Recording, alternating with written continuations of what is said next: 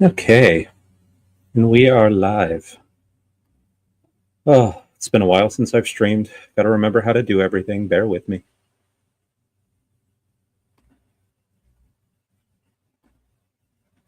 Screen share. Pretend like I know what I'm doing here. Yeah, there you go. Okay.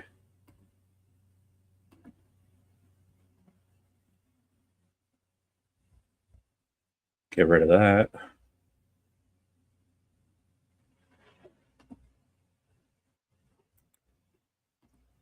Okay, let's get rocking and rolling here. All right. Hello, everybody. I'm playing... Whoa. Get out of my face. Fuck it. All right. Playing some Witcher 3. Sorry if I sound a little off, by the way. I'm a bit under the weather. Is the season.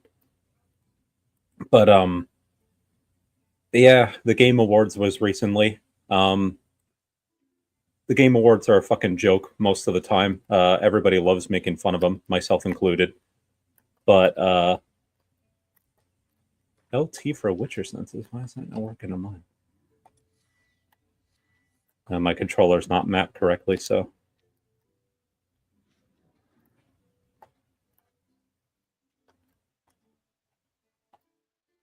Hold LT for Witcher sentences.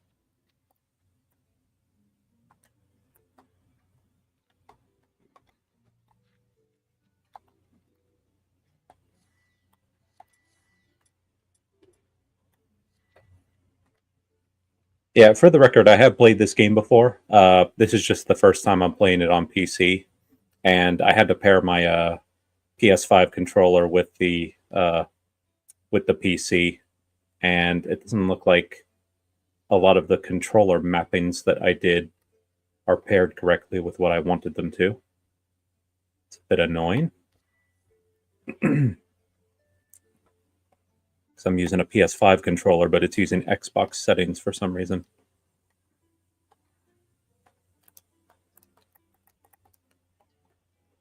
What's the equivalent of LT? All right, let's see if... hold on.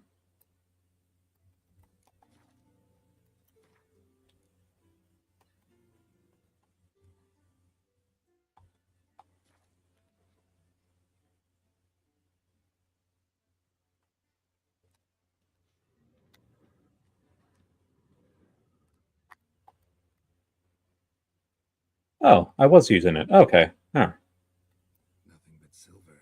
Okay.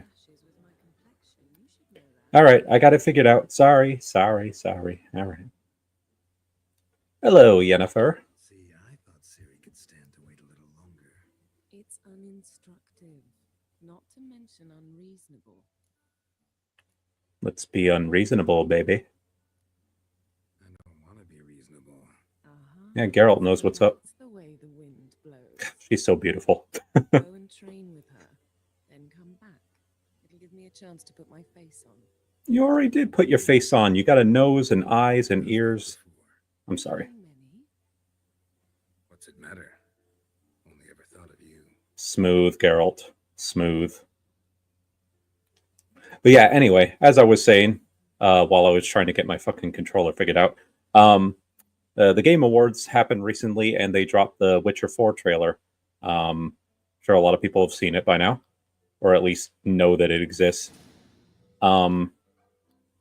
And yeah, it seems like certain corners of the internet have been thrown into a bit of a frenzy because you get to play as Ciri in the next Witcher game.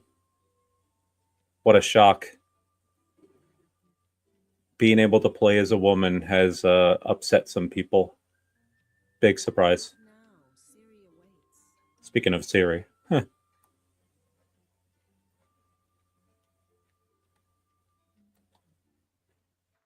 I can't run yet. Gotta walk around the room.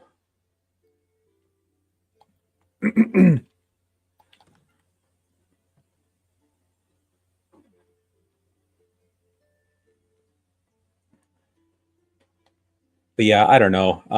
The whole discourse around The Witcher 4 has been like extremely obnoxious. Hello, Silent Sam. Fast asleep. Ciri's disappeared somewhere. As someone who's only played Wild Hunt, is there any good reason to pick Triss over Yennefer? Absolutely not. There are 1,000,001 reasons to not pick Triss over Yennefer. She's manipulative. She took advantage of his amnesia in the first 2 games. She's just frankly annoying. She's just jealous of Yennefer, which is why she, or at least part of the reason why she went for Geralt in the first place. She's terrible. I hate Triss. And anybody who picks Triss over Yennefer, I feel like does it for the most like surface level reasons. They're just like, oh, Yennefer's mean to Geralt. Like, she's very critical of him. Even though I would argue that, like, they kind of challenge each other. That's how their relationship has always been. And at her core, she, like, deeply cares about him. If you pay any sort of attention to, like, her interactions with him, like, she only ever, like, wants what's best for him and Ciri. And yeah, I don't know. I think people just really look at the surface and they're like, oh, Triss is nice and Yennefer is mean. And it's very reductive, I think, towards Yennefer whenever people say that.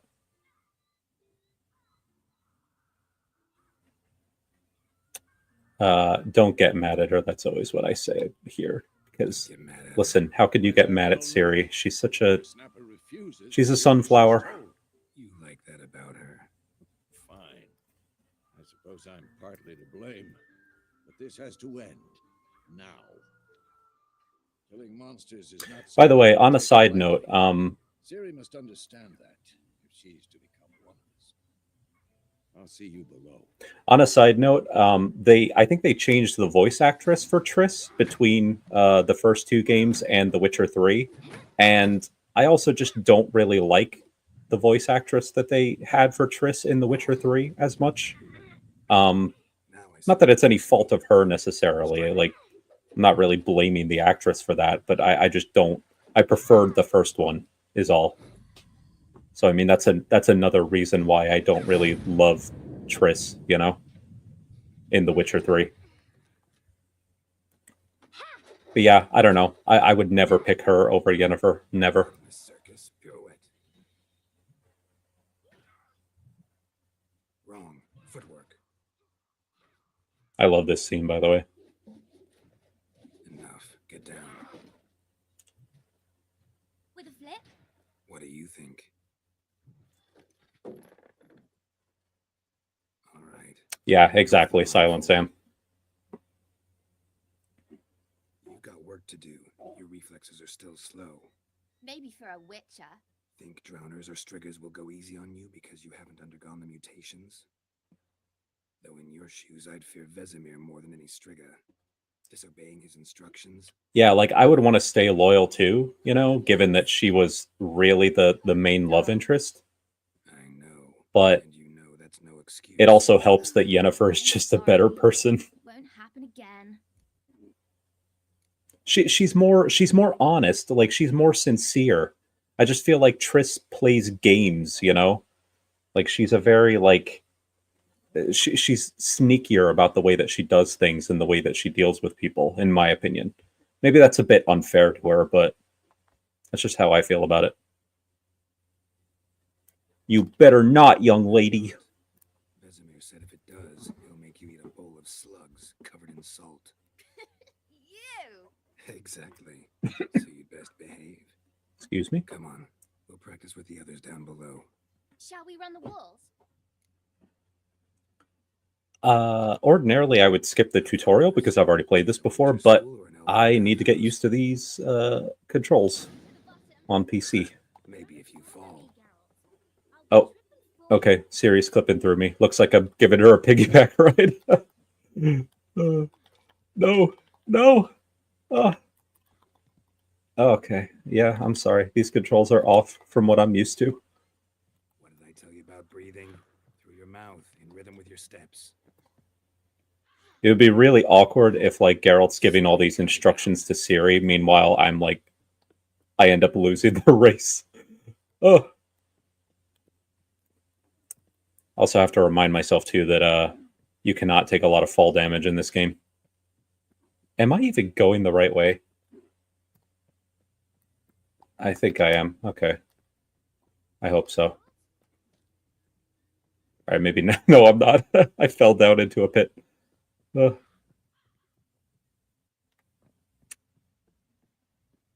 win. Yeah, I remember a fair amount from this game only because I played it like 4 times. I've done like 4 playthroughs of it, but yeah. If you haven't played it in a while, I don't, you know, I wouldn't blame you for not remembering much. I personally love this game. It's like in my top 3 like favorite games of all time, I would say. Right up there with, for me, Mass Effect 2 and World of Warcraft. Anything to say for yourself, young lady? I'm very sorry, Uncle Vesemir. Young blood craves action, I understand that. But when you fight a beast, knowledge counts as much as your silver sword. At the very least, you ought to be able to tell a ghoul from an owl ghoul. By markings, like unto the Panthera tigris that in Zeraka. By the way, look at this, look at Ciri having absolutely zero connection to the Witchers. How could she be the protagonist of the next game in the Witcher series? But you were asleep, Uncle Vesemir. As she's being trained by Witchers in this scene right now. So you did the reading. Why not admit it right off? Never pounce on an advantage as soon as it appears. Wait till it stands to have maximum effect. Uncle Vesemir's words. Well, you're a quick study. Quick. Yeah, you know, it's funny. World of Warcraft, I mean, I don't really love the game very much these days, but that's probably the game that I've like sunk the most hours into over the years. Like no other game has like impacted my life as much as that one has. So I mean, I guess it has to be in my top 3 just for old time's sake, I guess. But there's some other more recent games that I enjoy more, like this game and Red Dead Redemption 2. Yeah, I'm looking forward to playing as Ciri as well, honestly. You know, I'm going to be keeping my eyes open, and if there's anything to criticize about the game, I'm going to criticize it. I mean, there's things in this game, as much as I love it, there's things I definitely criticize in The Witcher 3. But some of the arguments that I've heard, like in response to like how she shouldn't be the protagonist of the 4th game, how she can't be a Witcher, like a full-blown Witcher who underwent the trials, like all these arguments are just so piss poor from what I've heard. One of the funniest ones that I've heard was that someone compared, you know, Henry Cavill playing as Geralt in the Netflix TV show, like him getting sidelined. They compared that to Witcher being Ciri being the protagonist in The Witcher 4, which is just that's such a terrible argument. It's 2 completely different circumstances. Like the Witcher Netflix series is supposed to, it's supposed to tell the mainline story of the Witcher novels in which Geralt is the protagonist. And so, yeah, like sidelining him in that is not something that you should be doing. Meanwhile, Ciri being the protagonist in The Witcher 4, after Geralt's story has already naturally come to a conclusion by the end of Witcher 3, like it's just not comparable at all. Fucking ridiculous that people would that anybody would make that point. Yeah, it is a hell of a reach, isn't it? It's like these are not the same thing. Yeah, the Witcher Netflix series sucks, and they squandered the hell out of Henry Cavill. You're not going to catch me defending that whatsoever. But that doesn't mean that you can't pass the torch over to Ciri in the 4th Witcher game long after, you know, Geralt's story has come to an end. Let the dude retire. He's off by the end of The Witcher 3. He's off in Toussaint, drinking wine, banging Yennefer. Yes, he is banging Yennefer. He is not banging Triss. I'll hear no arguments on this. Should work on the basics. Even skilled. And that's just the tip of the iceberg. I mean, that's one of the worst arguments I've heard about it. But there's others too. I'm just the fact that she wouldn't survive it, even though it's been shown in great detail that Ciri is an exceptional person, an exceptional woman. So even if it were true that like Quick cuts. 1, 2, 3. most women don't survive the trial of the grasses, Ciri ain't a normal she ain't a normal woman. Let's just put it that way. Lock your elbow when striking, young lady. Position, Ciri. Footwork. I love how we're not even using wooden swords. I'm just like slashing the shit out of my mentor. Who's next? It's okay. He could take it. He's a witcher just like I am.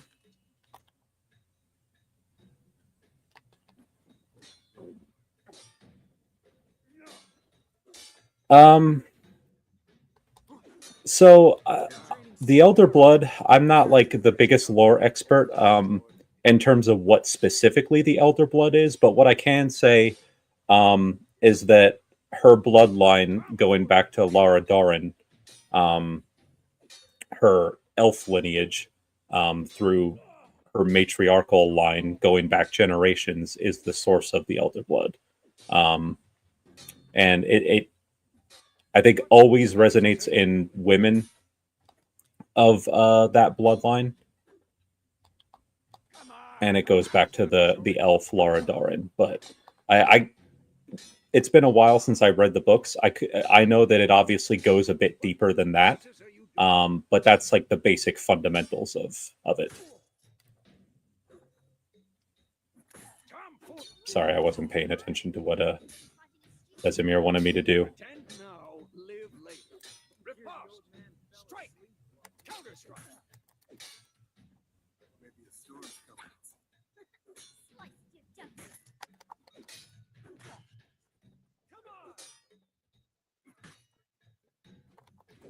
Come on, come closer. Oh my god, this ain't working. Come on. Again, I gotta get used to some of these.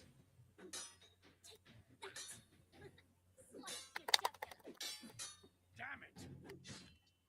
Why is... Oh my god, these controllers I'm not used to. Or these controls I'm not used to. Big elf powers, yes. Essentially.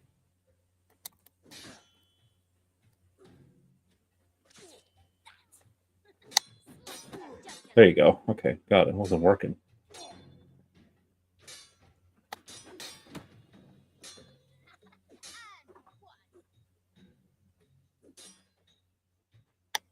Now, young lady, bring the day to a close. We'll go over a few witches' signs. Quick access menu. Okay. Ciri, Gwen is sometimes called the Witcher's Shield. Now watch carefully to see why. Yeah, and I am curious to see how they employ her powers in the next game. And you know, I will admit this is one of the things I was a bit concerned about.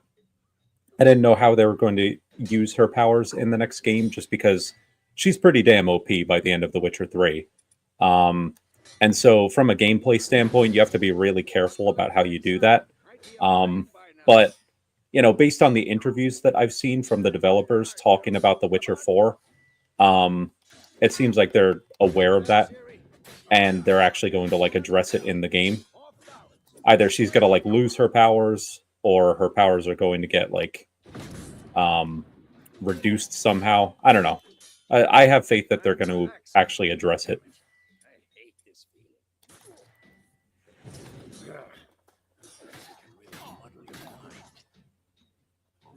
Not really that worried about it. Erden now. Show her,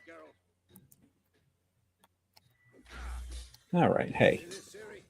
Couldn't move if I wanted to. Throw a bomb. Don't worry, Ciri. Gwen will dampen the blow.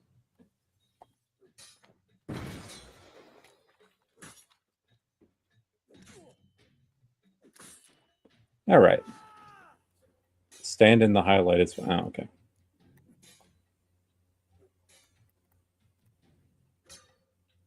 One of the highlighted training posts. Okay. Toss the bomb. I never really use the bombs much in this game. I know there's like certain abilities that allow you to like, you know, enhance the bombs, give them more damage, build a whole bunch of different bombs, but I just never really got into them. I was more focused on like the sword skills, and the sign abilities. Whoa! You really showed him, kid. Yeah, I agree. I think they really should play up to like her magic capability to differentiate from Geralt's like alchemy abilities. A little she-devil. As soon as she's back, we'll Like see make her more all magic the sword focused, that whereas you ever Geralt was like more alchemy focused. I don't know, something like that. Something to differentiate her from Geralt. But based on the trailer that we saw, it seems like there were like new abilities she has that we didn't see with Geralt. Like she uses some kind of like chain whip ability or something. She also used some sort of like lightning bolt ability that we haven't seen before. So it does seem like they're doing some cool new stuff with her. What that?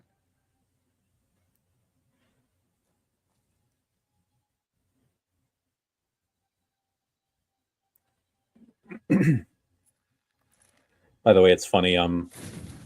They showed Eskel in the background back there. I know that was one of the things that some people wanted. They, in whatever sequel to The Witcher 3, they wanted Eskel to potentially be the protagonist. And I wouldn't have been opposed to that either. I think Eskel's kind of a cool... He's a cool Witcher as well. It's probably like my second favorite Witcher after Geralt. If we're not counting Ciri, of course. I know some people were disappointed that we're playing as Ciri instead of Eskel, but I would have taken either of them. Yeah, that chain whip thing looks kind of neat. I'm curious to see how that works in gameplay, you know?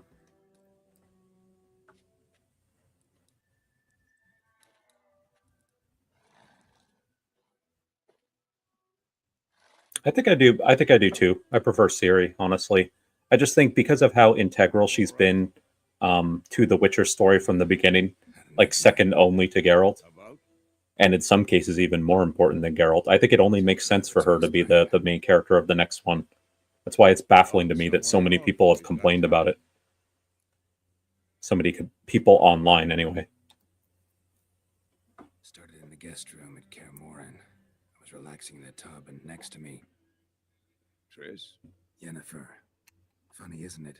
She's never been And there. of course, it's Yennefer. So real in my dream, though. Was she Wouldn't fucking hanging dream or about something? Triss. God. Mhm. True to life, indeed. We'll find her. I know we will. That's not what worries me. You've seen her tracks. She's at full gallop all the time. Breakneck speed through wildlands, devastated battlefields. She's in a hurry to get somewhere. Or fleeing something. And honestly, I think a lot of the ridiculous pushback that we've seen Surprised if she wasn't in trouble. towards Always poked her nose in beehives. towards Ciri being the protagonist in the next game, I think a lot of that just stems from What do you expect? like, Don't know. I don't know, it seems to be a point of contention every time there's like a female protagonist now. And Come. look, I'm not blind. I understand that Good in Lord. recent years we've been getting more like female protagonists and fewer male protagonists. I wouldn't say it's inaccurate to point that out, but there's not as long as the story is still good, like who gives a shit?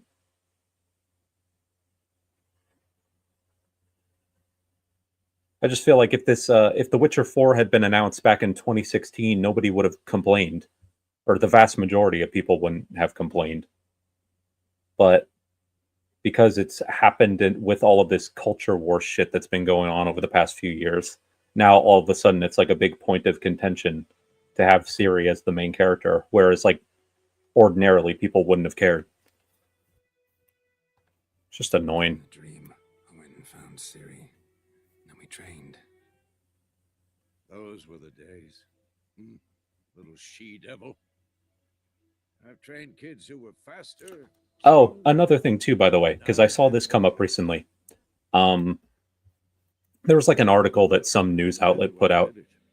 No.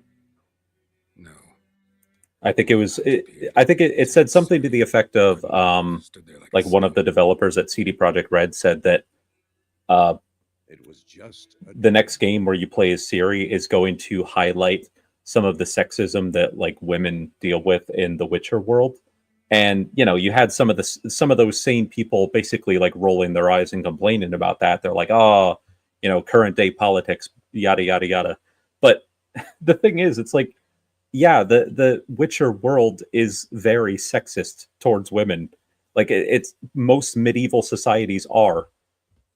So I mean, it's not unreasonable to explore that kind of thing, especially, you know, doubly so for Ciri, because if she's going to be a Witcher, and like Witchers are already kind of treated as pariahs and freaks in this universe, that combined with her being a woman, it's like, yeah, of course Ciri's going to be dealing with sexism. Why the hell wouldn't she? If anything, I would be like surprised if she didn't. Like if you play as her in the next game and everybody just like treats her normally and like with respect and stuff, that wouldn't really make any sense to me. I would be like, this is not really in keeping with this dark and brutal medieval world that doesn't really treat women well for the most part.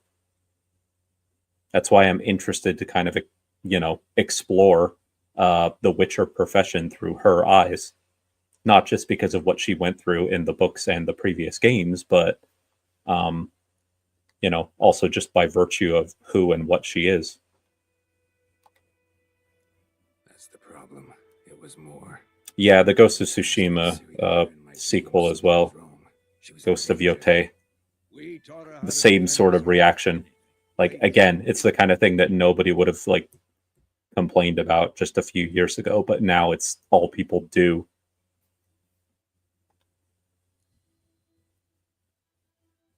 Dawning soon. Time to go. And the thing is, I got to remind myself that it's not everybody. There's obviously a bunch of loud people complaining on the internet about this, but there's just as many people like defending it and being like, "Look, it's not going to be a big deal. Let's wait for the game to come out, etc." Another burned the village to the ground. All we can do is follow her trail. So Stop talking for a minute and give me the letter. Jeez, Vesemir, calm down. How about that? It does smell of lilac and gooseberry. we're gonna read it, not sniff it. We must meet soon. Willoughby Excuse near me. Vizima. Nothing else to guide us there. What's this postscript? I still have the unicorn? They fuck on top of that unicorn. Stuffed unicorn. Used it once or twice. In certain situations. Yennefer's just that kinky. The things young folk get up to. I can't remember if the unicorn was in the books or if that's just a game thing. I genuinely can't remember. Trail's fresh, but it looks like it leads towards the main road. Could be muddled there.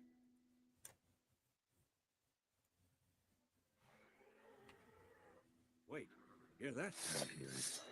I smell it. Ghouls. Show me what you got. No, I want to use some Igni. Igni.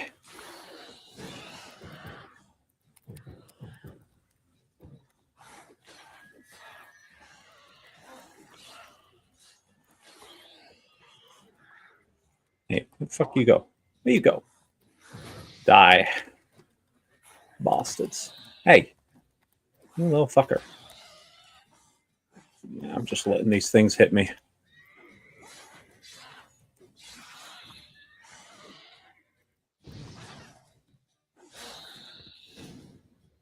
course, an army's past, necrophages follow. Yeah. Go before any more show up. Just let me loot. I need to loot. to pick up my loot.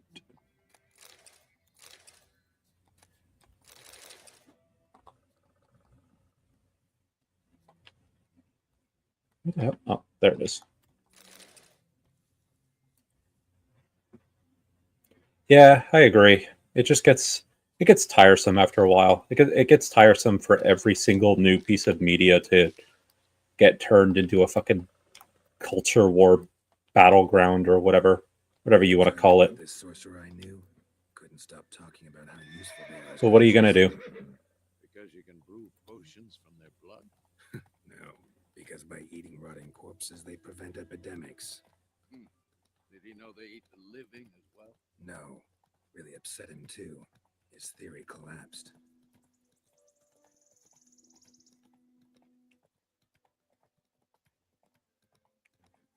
War is not exactly going our way. We have a side. The Northern Realms. Radovid's realms, don't you mean? Temeria and Odrin are no more.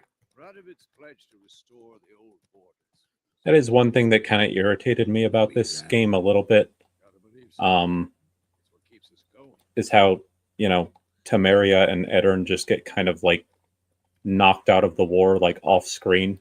Kedwin as well. Like most of the Northern Kingdoms just get kind of like eliminated by Nilfgaard off screen between games. Just kind of wipes away some of the events of The Witcher 2. We going? I don't know. I like this game, but I didn't really like that choice. It just felt kind of lazy to me. It's like a lot of the political events that happened in The Witcher 2 just didn't really matter. If you ever watch it, I highly recommend watching the YouTuber Proper Bird. She does a lot of good videos on The Witcher.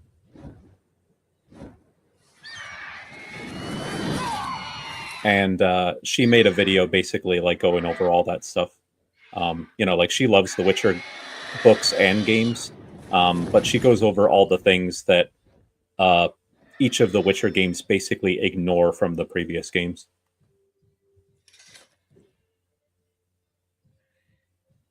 It's like one of her main criticisms. It's gone. Yeah. Come out. That's quite a bowl cut there, my dude. Gods, that was close. I was sure I'd end up like my mare.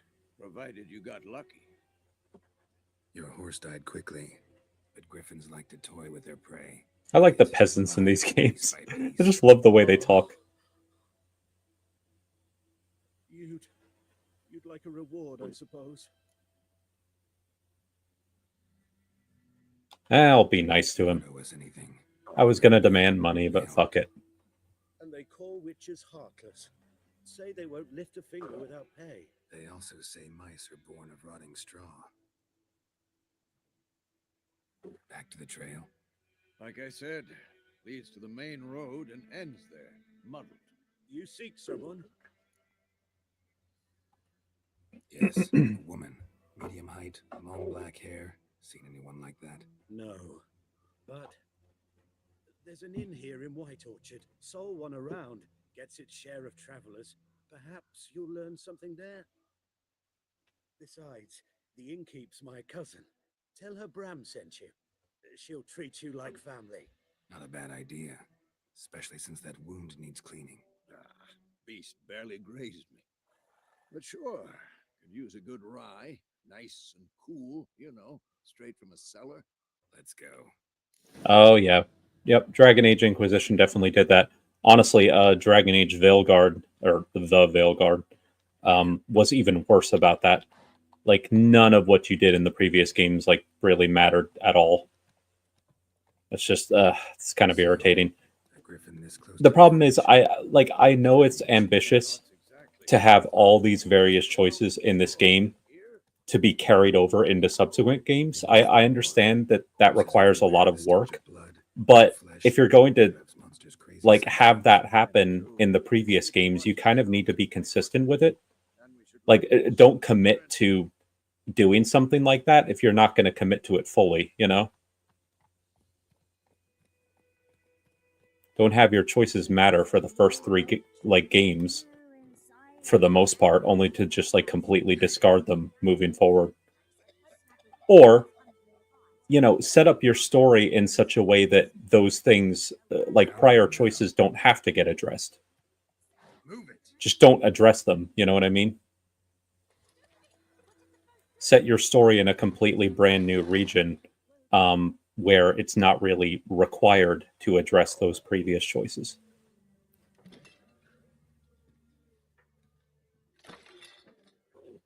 How rude.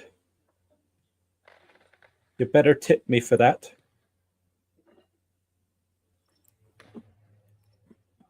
What? Take that down before there's trouble. That is a coat of arms, the Temerian lilies. They've a right to hang there. This ain't Temeria no more, old man. Yep. It's Nilfgaard now. Excuse me. Yeah, exactly. Don't make them so grand scale in the first place. Like, that's the thing with something like Dragon Age the Veilguard. Like, they tried to sell that game as more of a linear experience compared to Inquisition. But they still made it grand scale enough where you have to kind of address some of the things that happened in previous games. But then they just don't. Witches. In fact, even worse, they essentially just say that like the entire South like basically got destroyed by the Blight. Drink with Weaver Lost Freaks. It's like, wow, thanks. So you're just like completely destroying Southern Thetis Beg your pardon for those thugs. No need. as if everything you did in the prior games was for nothing. Because it just ends up getting destroyed anyway. It's like, oh, I appreciate that. Thank you. Now a griffin's prowling about. Already had the pleasure. Ran into your Yeah, face I'm with brown. sorry if that was something of a Who is he? spoiler. Sends his regards. I mean, Master of I'm witches. being a little bit reductive. That's not like entirely what happens.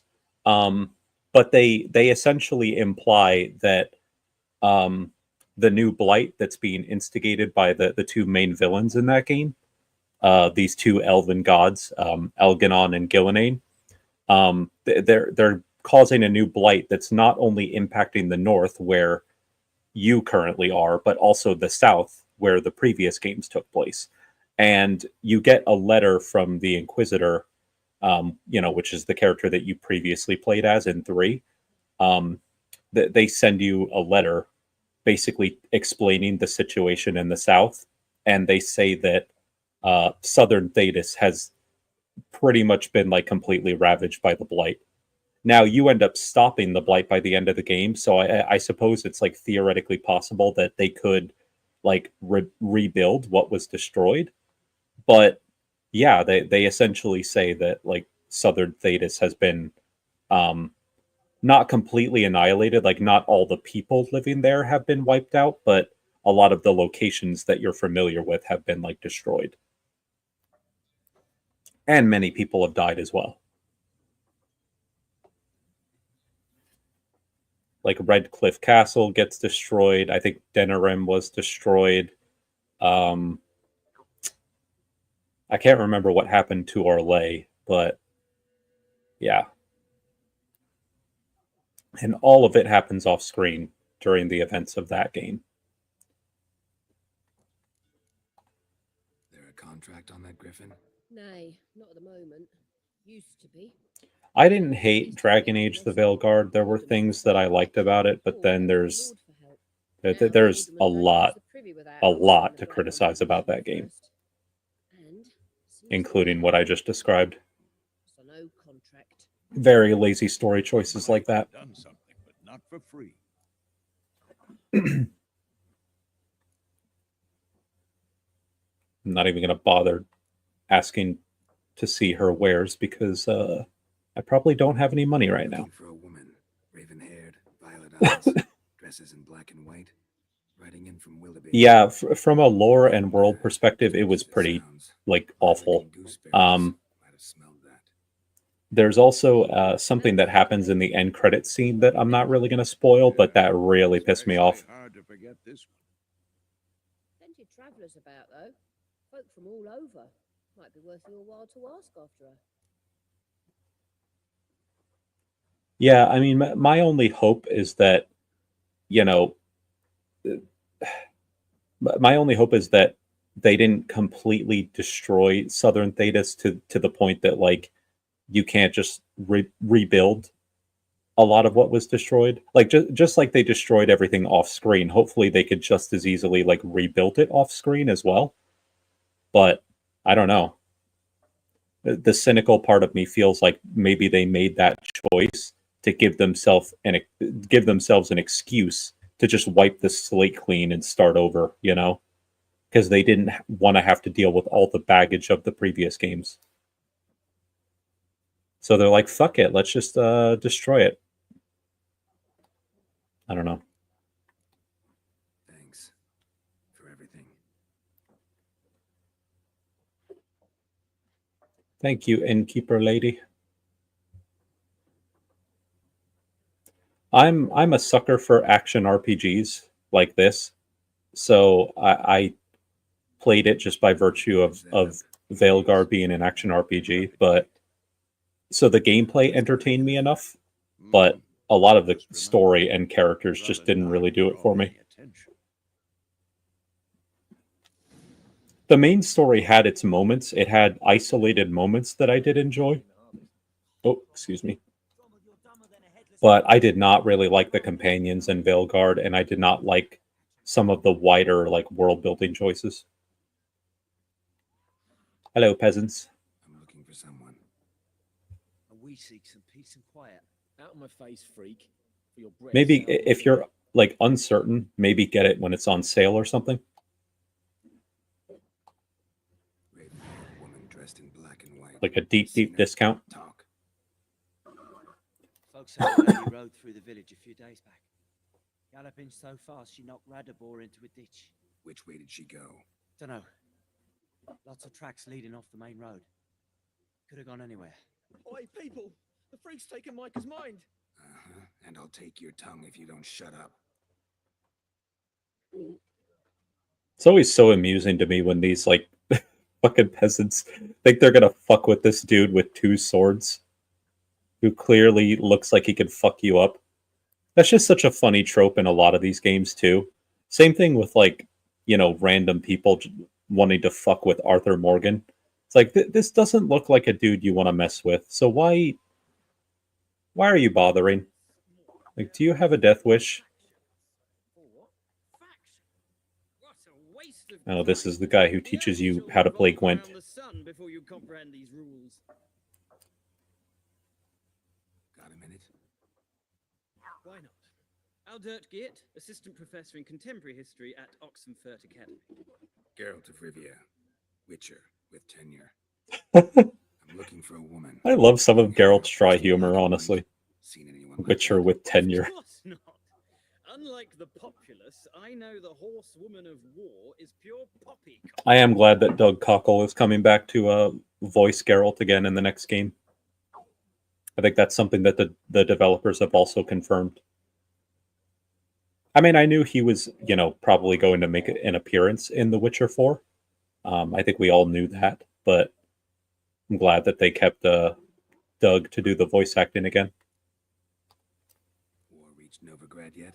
Nope, but it's only a matter of time.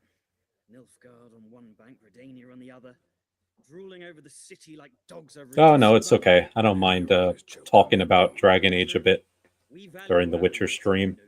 We know how to fight for it. I haven't really talked about you know, publicly, I haven't really talked about Dragon Age the Veilguard very much, so I don't mind sparing a few words for it. I have a fair amount to say about that game as well. Why are you here? Ever expect to find a scholar? Take it Why are you here? Quite the opposite. Chasing it. I'm headed for the front. Tired of life? I seek knowledge, which I value more than life itself. I've a thirst no dusty old tomes can quench. I wish to see the Nilfgaardian invasion with my own eyes, understand it, and record it all in my chronicle, my magnum opus. Interesting. We need somebody to describe war, what it's really like. Not colorful banners and generals making moving speeches, but rape, violence, and thoughtless cruelty. Ah, I see you lack the polish of the Academy. Rape and cruelty are details of no import to the war's course. Trinkets on the garment of conflict, one might say. I'm sorry, it's so dark, but I just imagine like Geralt's eyes just going wide when he says like rape, murder, and senseless cruelty. Just like freaking the fuck out of this professor. Horsewoman of War. What's that about? It's like, jeez, Geralt, calm down. I know you want to be realistic with this guy, but don't terrify him that much. Know where they saw her? No, facts interest me, not fairy tales. Gotta go. So long. A moment, Witcher. You struck me as a man of the world. Are you familiar with Gwent? No, and I don't have time to learn. I think they've all, speaking of Gwent, I think they've also confirmed that's going to be in the next game as well, which I think a lot of people were happy about. I'm happy about it. I like Gwent. It's a fun little side game. Veilguard Companions. So I know a lot of people really like Emmerich. He's like he's the older gentleman, like the necromancer. I didn't really care for him as much. It didn't really feel like he felt. It didn't feel like he belonged in a Dragon Age game to me. Like he felt like a Tim Burton character or something, just a little too like, happy-go-lucky, like Halloween, like that sort of vibe. But I know that a lot of people really liked him. But personally, for me, I think the only companions that I really liked out of the 7 were Lucanus, like the new assassin guy, and maybe Davrin. Like I was sort of okay with Davrin, the new Grey Warden character. Those were the 2 that I liked. I didn't really care for anybody else. Oh, I guess Nev I was sort of okay with. She's like one of the new mages. Like she was all right. Like I don't really feel strongly about her one way or the other. She was just sort of there. And then the other 4 companions I just didn't really like very much. Lucanus and Davrin were really the only 2 that like did anything for me.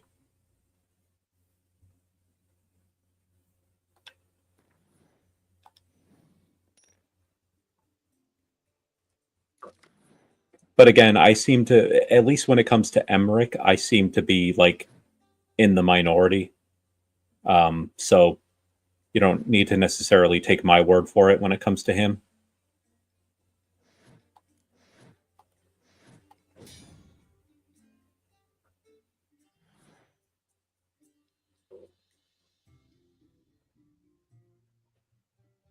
I think pretty much everybody agrees that Tosh is annoying as fuck. And I kind of found Harding and Ballara irritating as well.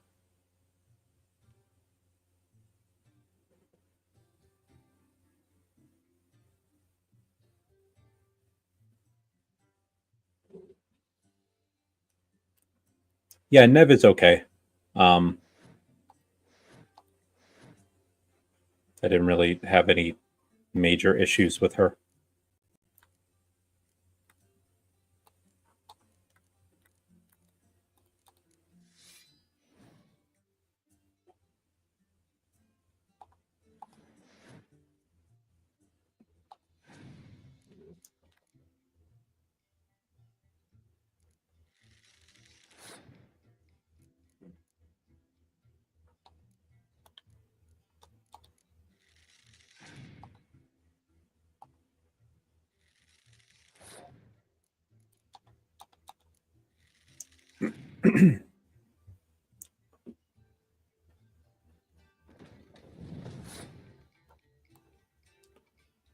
Yeah, I don't think you're alone in that. I think a lot of people were very put off by Tash, to say the least. Tash, or I don't even remember how do you pronounce the character's name.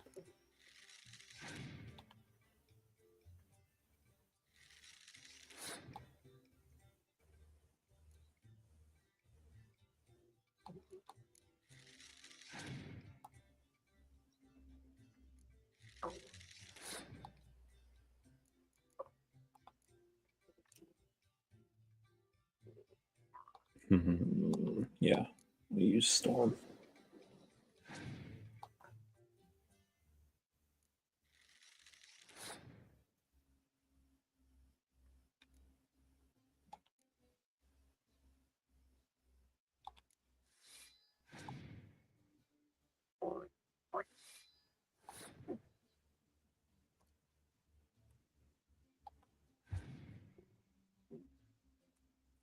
It's a shame too because like I kind of wanted to like Tosh, but I don't know, that character was just way too obnoxious.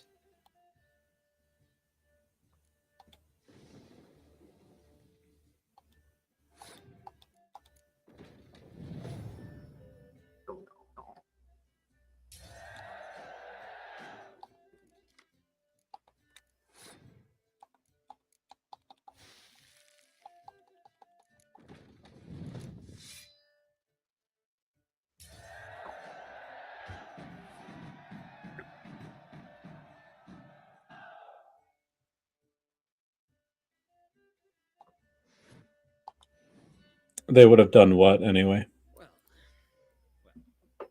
you've a knack for this game. If you ever find yourself in Oxenfurt and wish to play... Oh, I see what you mean. A simple innkeep by trade, a true maestro when it comes to... Yeah, no, I agree. It certainly did. That character certainly did not do like trans representation many favors, if you ask me. When they just as the character just as easily could have.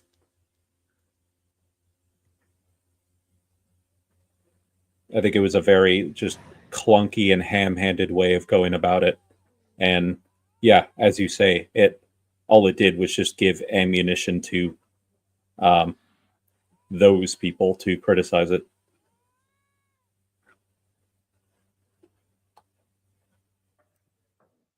Looking for a woman. Sorry about that. Like I said, a little bit Not sick just right every now. woman. Mine smells of It's one of those life, lingering experience, coughs that just won't go away after like weeks. 2 schnapsies. It'll lift your spirits. By the way, I love the significance of this character. This dude that I'm talking with right now is just a completely unassuming and just normal looking dude. But then you don't find out until the Hearts of Stone DLC that there is a lot more to this random guy. First time you play through this game, obviously, like you don't even think anything of this guy, but he's a bit more to him than meets the eye. Gaunter O'Dim. I'll have a drink. Master Mirror. You seen her or not? Yennefer of Vengerberg. Yeah, it's just it's so fascinating whenever you replay this game, like in hindsight, Never mentioned her when you name. realize like who this guy really is. Once I hear something, I never forget. Can't help it. And I genuinely think they, because obviously they were probably still working on parts of the Hearts of Stone DLC when the base game first came out. But I'm sure they were like far enough into development that they already knew the significance of Gaunter O'Dim when they placed him in this scene at the beginning of the game. How do you know Yennefer? What a question. Master Dandelion's ballads. of course. The Hearts of Stone DLC is my favorite standalone story in possibly the entire Witcher universe. And runs into a very patient Witcher. Like I enjoyed the main story in that DLC more so than I enjoyed the main story of the base game. Recognize me from Master Dandelion's ballads too? To your health.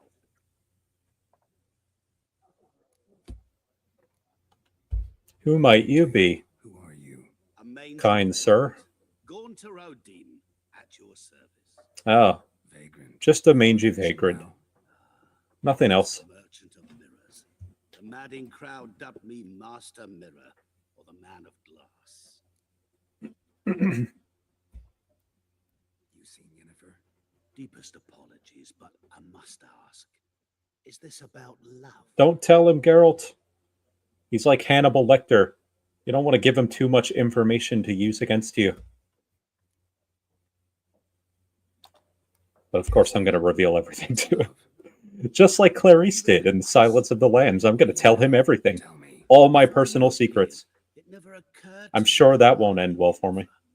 Who would have thought? Get to the point. An Nilfgaardian scout from the local garrison saw her Where? at their camp. She rode in there. Yeah, dark of night. as much as I enjoy Gooseberries Wild Hunt, Yes. I feel like this game kind of suffers from the same thing that Mass Effect 2 does, where like a lot of the side stories are more compelling than the main story. Thanks. Not that I didn't necessarily find the main story compelling, especially when it comes to like Ciri and stuff. But yeah, like Eredin is not a super compelling villain in the main story, which is a shame because there's a bit more intrigue to him in the books. So I don't know. It seems like they made him very one-dimensional in The Witcher 3 when he didn't need to be.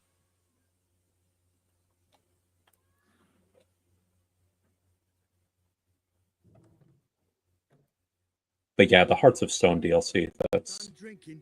just such a compelling story. Mhm. Then fuck off. And fuck off. Don't want your kind here. Wow, that's racist. What do you mean, my kind? What do you mean, you people? Haven't done anything to you, so just calm down. Of course no. You done nothing. Horses working witchcraft. Get him! Wholesome.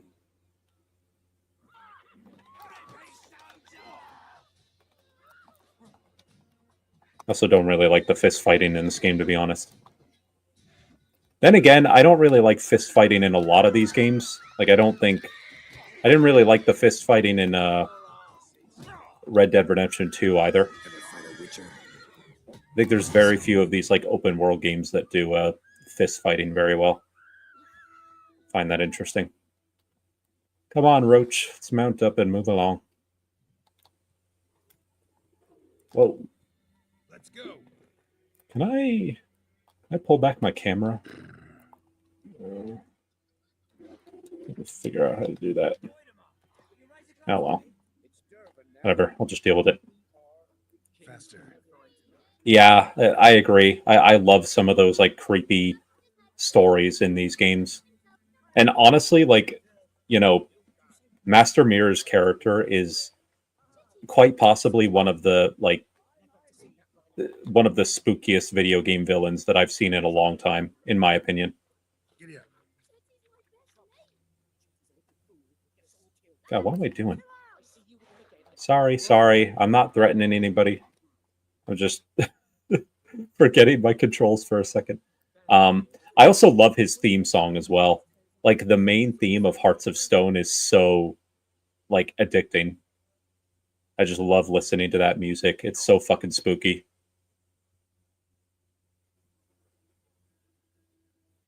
Oh, by the way, there's my namesake. It's a reference to Odrin. Last night, a soldier fled from the army camp under cover of darkness. The wanted man, a recruit who recently volunteered to join His Imperial Majesty's service, goes by the name Odrin. He claims to be a Kedweni by birth, but said King Henselt's misrule had convinced him to join the Imperial Army. He was part of said institution for a mere 2 days, but managed to eat and drink enough in that time for an entire regiment of dragoons. Anyone with information about this deserter's present location is to report to the garrison at once. Description: modest stature, wiry with thinning hair, He fled in his undergarments by squeezing out through the latrine's drainage system, and probably thus reeks like an old boar. Characteristic marks can be easily recognized by his voice, which has the telltale rasp of a hardened alcoholic. Anyone found providing shelter or sustenance to this deserter will be subjected to a summary court-martial. Ah, good old Odrin. Odrin, here, boy. Just remember all those Kedwenny soldiers searching for him in The Witcher 2.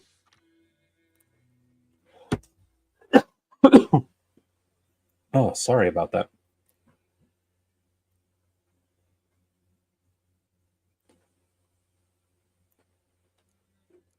Not really. I just found him to be kind of a funny character.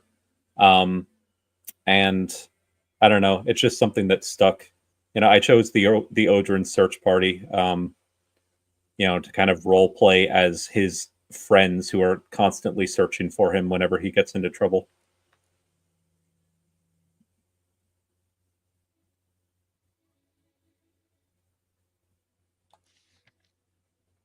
By the way, if you know his whereabouts, please let me know. Still looking for him.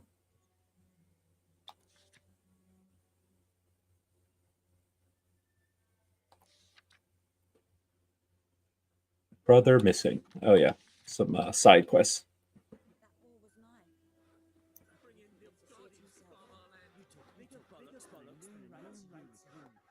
I think at the time I just wanted some sort of Witcher reference. And that was a funny one. I know most people aren't going to get the reference. I recognize that, but that's okay. Hello, Willis. What you talking about? Oh, got a wee bit chilly tonight, so I set fire to my forge. Got it nice and Okay, don't gotta be sarcastic about it, dude. What do you think happened, dimwit? Some bugger set alight me workshop. I've lost everything. Everything! Well, thank you, Silent Sam.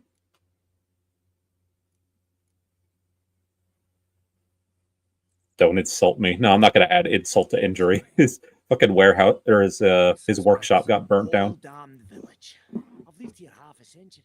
Hey, you watch your mouth. Man who just lost his entire livelihood. I'm the only smith around, so I got to service their garrison. Bang dents out of plate, shoe horses. That sort of thing. Nilfgaardians don't pay me a bloody copper. Just give me supplies and order. The humans can't fathom that. They think I'm getting rich off their misfortune. That I sleep on a pile of gold like a ploughing dragon.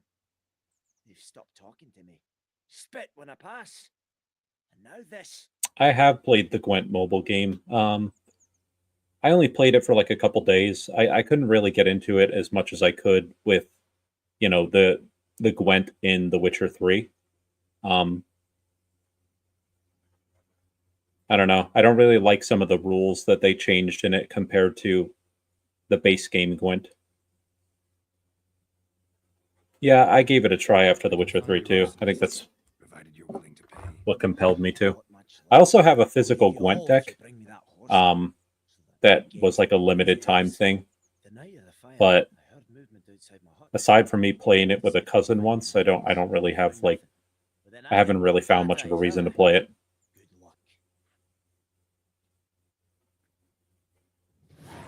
Which is a shame. I actually really want an excuse to crack that out and play that with somebody in real time. Okay, why did I put on I think I wanted to put on tutorials just because of the new control scheme, but they're actually getting kind of annoying now.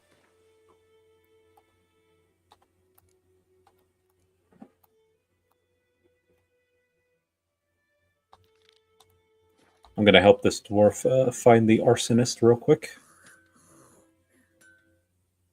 It was you, dwarf. You set fire to your own workshop. It's all a ruse. No, I'm kidding. Hey. Get out of here, kid. Kid.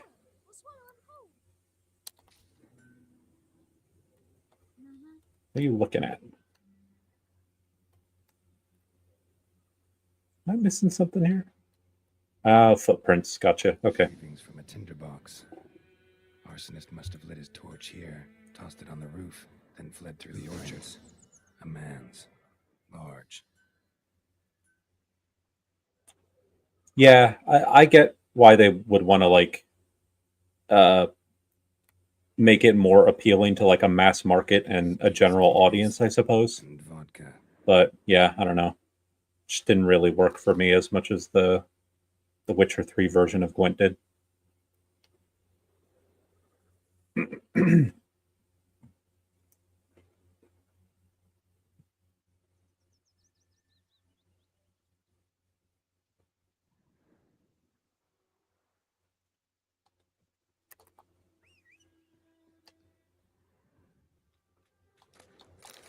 I must loot everything. Everything. The hell? Oh, okay. I missed Took off his something. boots and went in the water. Probably wanted to cover his trail.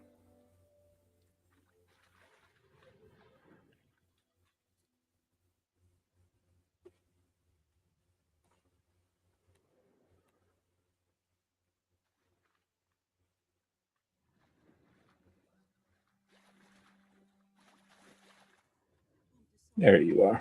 Something jumped out of the rushes. Drowners. But he managed to escape. Lost his boots in the rush. Tracks lead back to the village. I kind of enjoyed Thronebreaker a bit more. That game I had a bit of fun with because there was an actual, like, I don't know, story tied to it. Like the story of Queen Meve and everything. We meet again. Thank you for saving me. People say all kinds Oh yeah, the Gwent tournament in The Witcher 3. Yeah, that was, you have to like save in between each round because it's very easy to lose one of those rounds and then you just get eliminated completely. Losses grow. Do you need something? I'll let it go half free. And obviously you want to like make it to the end of the tournament to see how the story plays out. But yeah, that tournament was kind of irritating.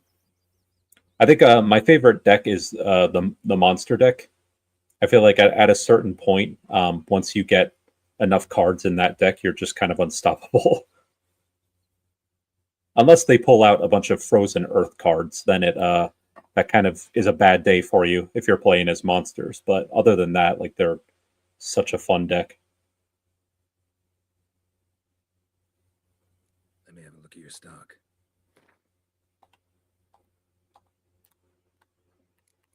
Is there anything I could sell?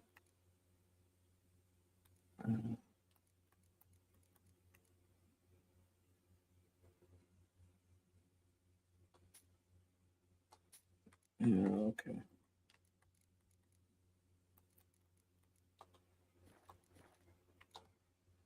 Take care.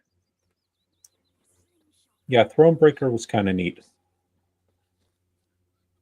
I want them to make like other games in the Witcher universe that are not, you know, necessarily as ambitious as something like this, like the mainline games in the series.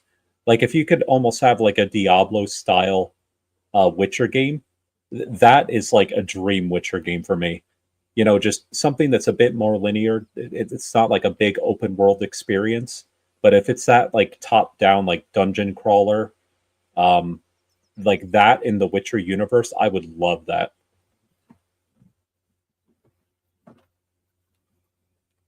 Just make some smaller scale like Witcher games in this universe.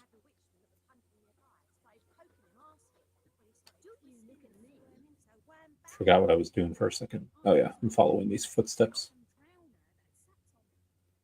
Yeah, exactly. Like other part excuse me, other parts of the world that we haven't really seen before, different characters, and just, you know, different genres, different styles of gameplay. Trail ends here. Yeah, I think I might have mentioned it at one point. I can't remember, but yeah, I would love to see that. I'm just gonna loot all your shit. It's always so funny that I feel so terrible, like stealing shit from these like broke ass peasants. These people probably like barely have enough money to feed themselves, and I'm just stealing all their shit. Claw marks. It's gotta be him.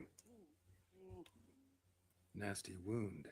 Run into a drowner. What the fuck do you care? Whoa. Our arsonist. What and the charmer, fuck too. do you care? Come on.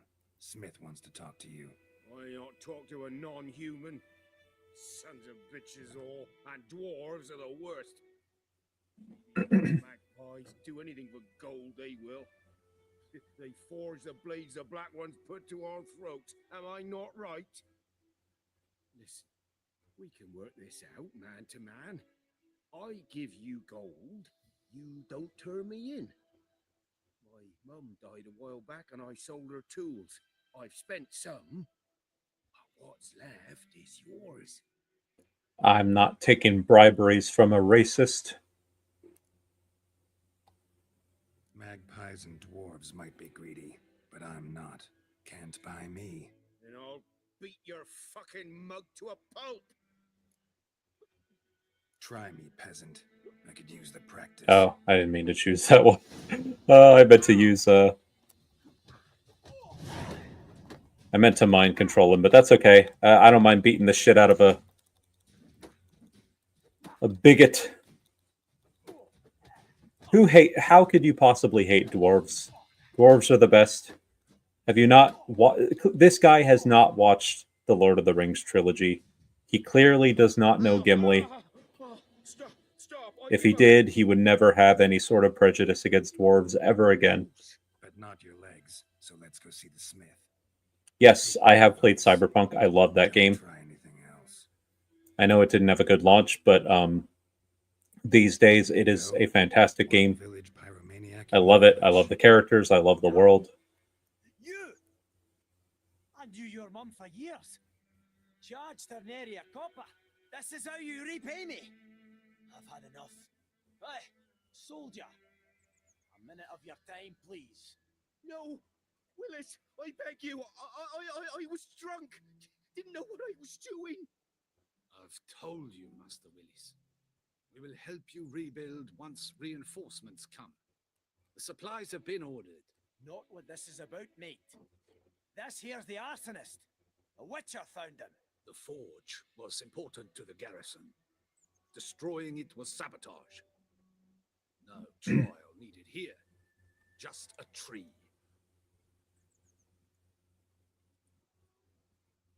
Phantom Liberty was a great DLC.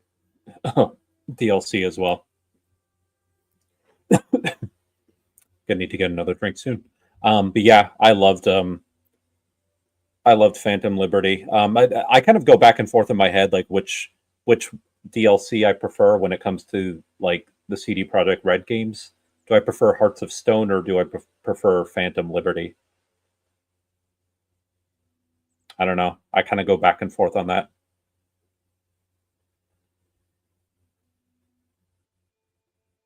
There is just something really special about the Hearts of Stone story, but I don't know. Phantom Liberty had a great story as well. I think Blood and Wine as an overall DLC is probably the best. I think that's one of the best DLCs ever made. But in terms of story, I think it's kind of a toss-up between Hearts of Stone or Phantom Liberty.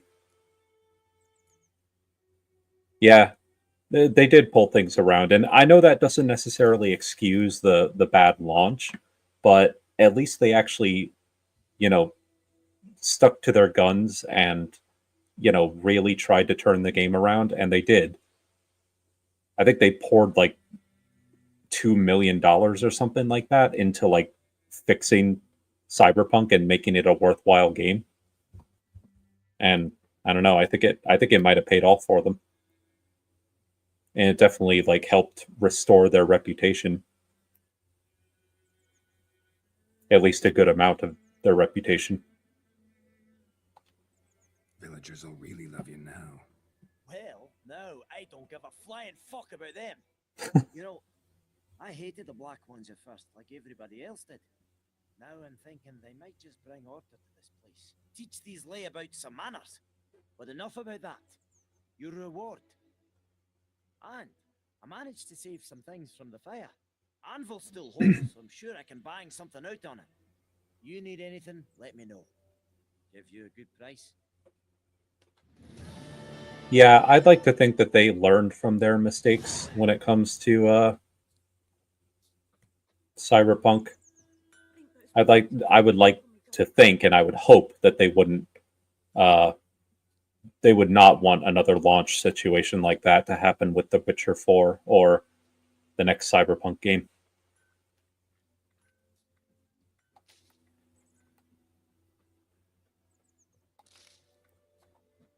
You know, there will, of course, be imperfections as there always is, but hopefully we don't end up having a launch like that. Where's my horse? What quest am I going to do now? Oh, yeah, I'll do this one. We'll go find the missing brother.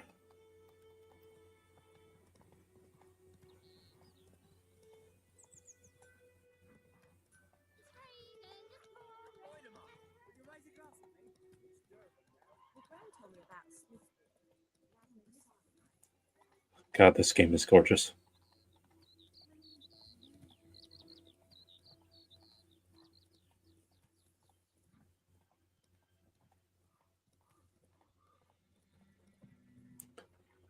Yeah, I hope so too. That's one thing that was kind of a disappointment, is that you didn't really have flying cars.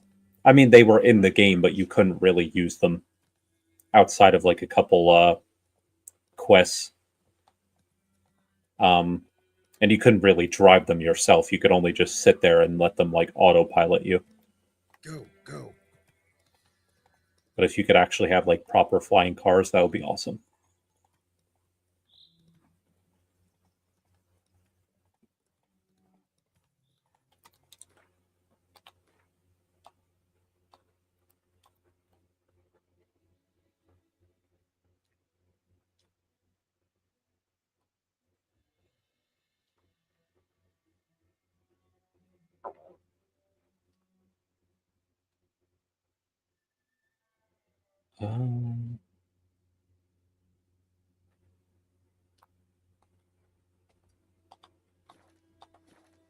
Forgot about all these question marks. I need to hit some of these.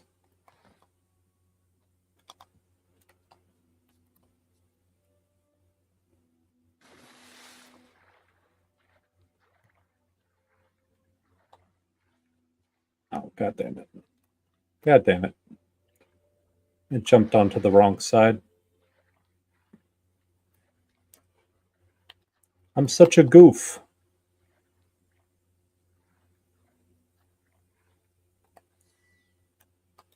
Yeah, okay.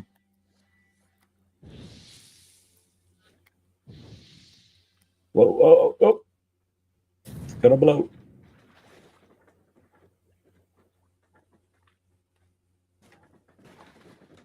What the fuck was the point of that? It's dumb shit.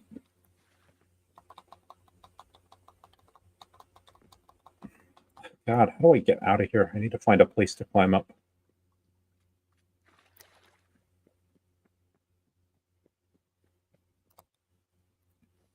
The play style that I used in Cyberpunk was I used the katana. I used like a katana build a lot. I really enjoyed using a katana.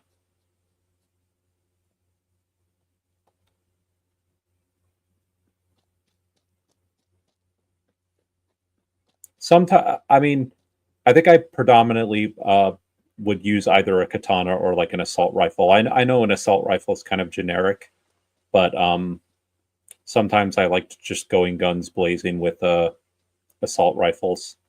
But then other times I really liked using a katana with a Sandevistan, kind of like a speedy Sandevistan katana build.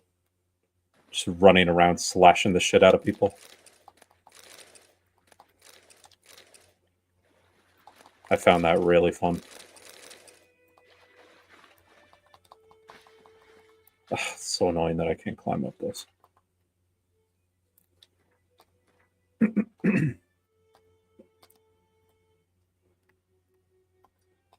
think there's a bandit camp over here. I want to go take care of that real quick.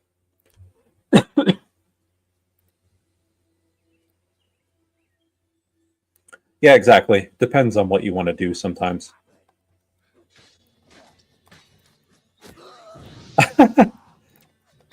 I think you killed your own buddy there.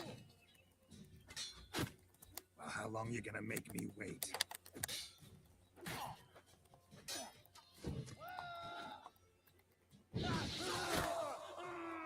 All right, I gotta kill the fucking archer.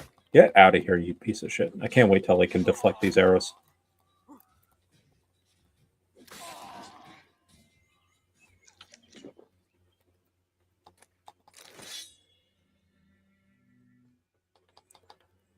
The problem is I didn't find that there weren't many good LMGs in Cyberpunk. Like there were very few like specialty LMGs that you could pick up. I know there were a couple like decent ones that you could maybe craft, but I don't know, you were kind of limited in terms of I forget what they're called, like the specialty weapons. Like signature weapons or whatever. There were very few of those for LMGs.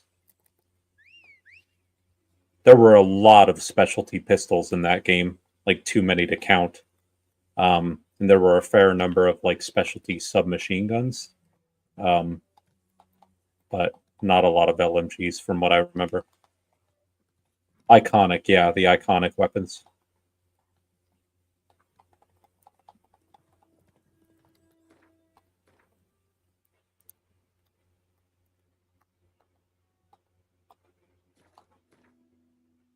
I tried to place a marker. What the hell? Come on.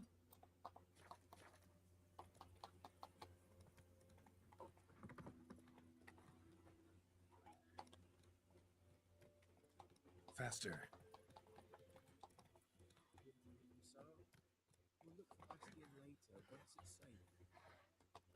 Come on, dismount.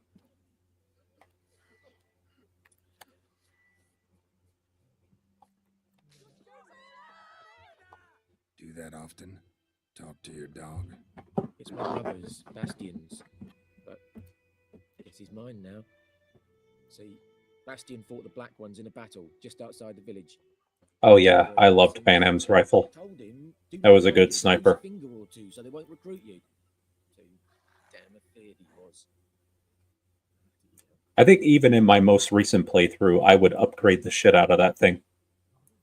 Like with the upgraded scrap or whatever. I'd walk the battlefield if I were you. I did. I would upgrade that thing to like max. There was also a really good assault rifle that I loved in the Phantom Liberty DLC. You get it from doing that side story for those two Bargus soldiers that are trying to escape. After you complete their side quest, you get a really nice, iconic assault rifle. That was one of my favorite weapons as well.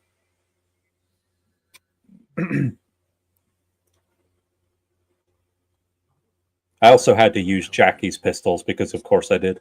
Been a few days since the battle. Chances we find your brother alive are slim. Very slim. I would have thought, but I want to find his body at least, so Bastian don't rot there in the sun with the Black Ones. Meet me on the hill overlooking the battlefield. We'll move on together from there. I love your shorts, sir. I love your booty shorts.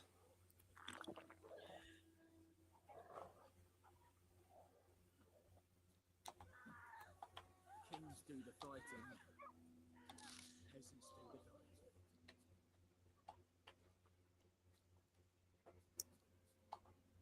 dying.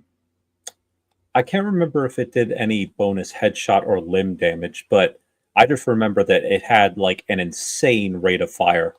The only real, and it did like crazy damage too. The only real downside to it is that it would burn through ammo, like it would burn through ammunition real quick.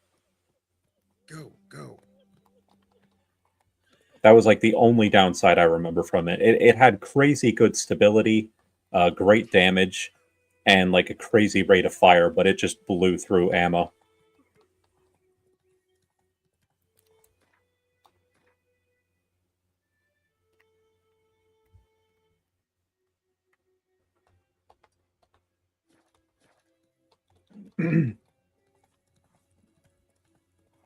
Meet Dune near the battlefield.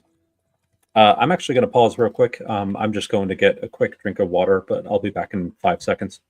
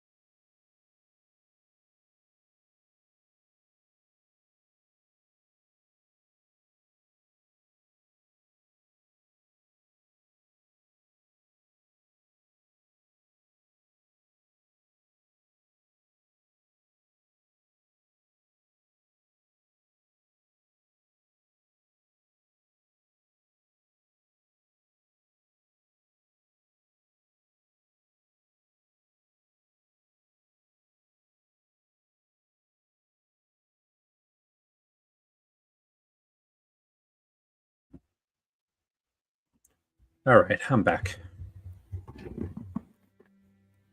Take it easy. Do I even have bombs? Can I destroy this thing? Ghoul nest. Ought to just destroy it. I don't have the right bomb. Okay, I'll come back for it later. Oh shit, ghouls.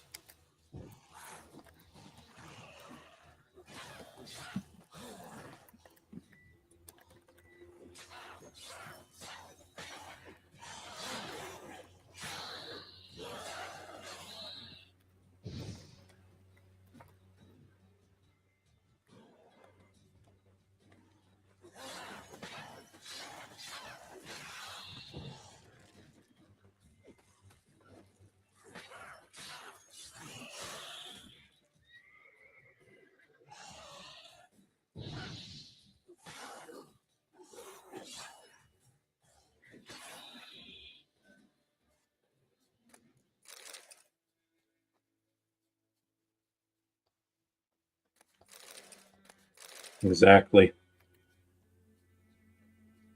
Just blowing through ammo. All right, where's my horse? I feel like the next Cyberpunk game might stay in Night City, but who knows, honestly. It would be kind of neat to go somewhere else, I guess, but I feel like there's still a lot you could do with Night City. Go, go. You're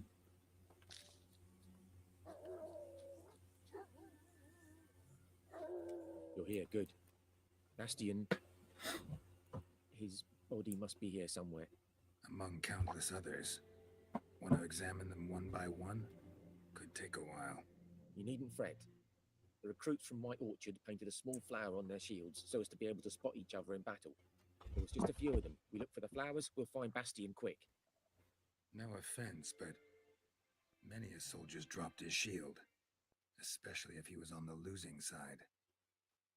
If we find the shield alone, Hassan will catch the scent and lead us to Bastion. Come on. Sooner we get this done, the better. Come on. Okay. Let's do this. So many corpses. And the war's just started.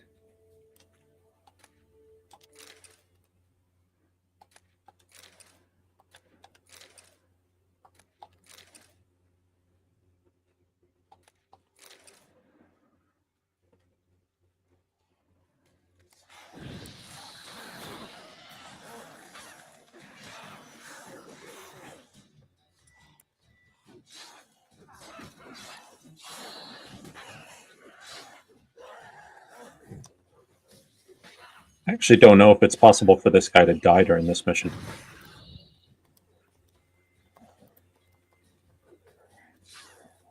I don't think it's possible for the dog to die, but I don't know. I don't know if you can actually fail the side quest if you let this dude die.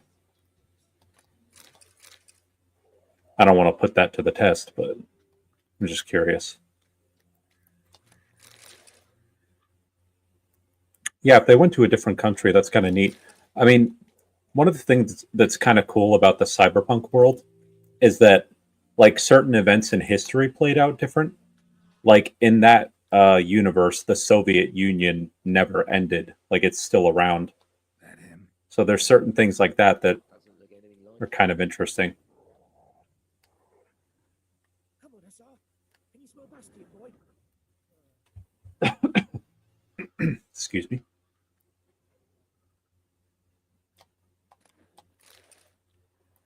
Where?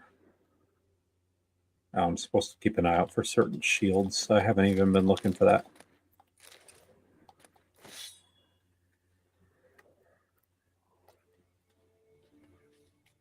I haven't seen a single one of these flower shields.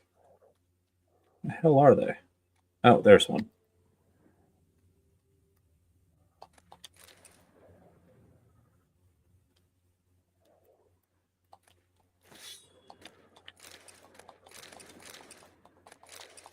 Don't mind me, buddy. I'm just going to loot everything from the dead.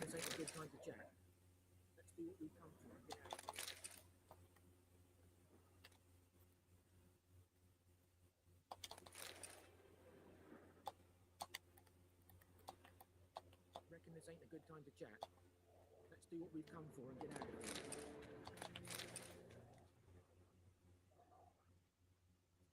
Why is it not letting me? There's a shield right there, but it's not letting me interact with it. Oh, there it is. Okay. Skin's burned off. Might be hard to tell, I know, but could this be him? Yeah, that would be really interesting if it was set in Soviet Russia. This one seems smaller, but maybe it's the fire did that.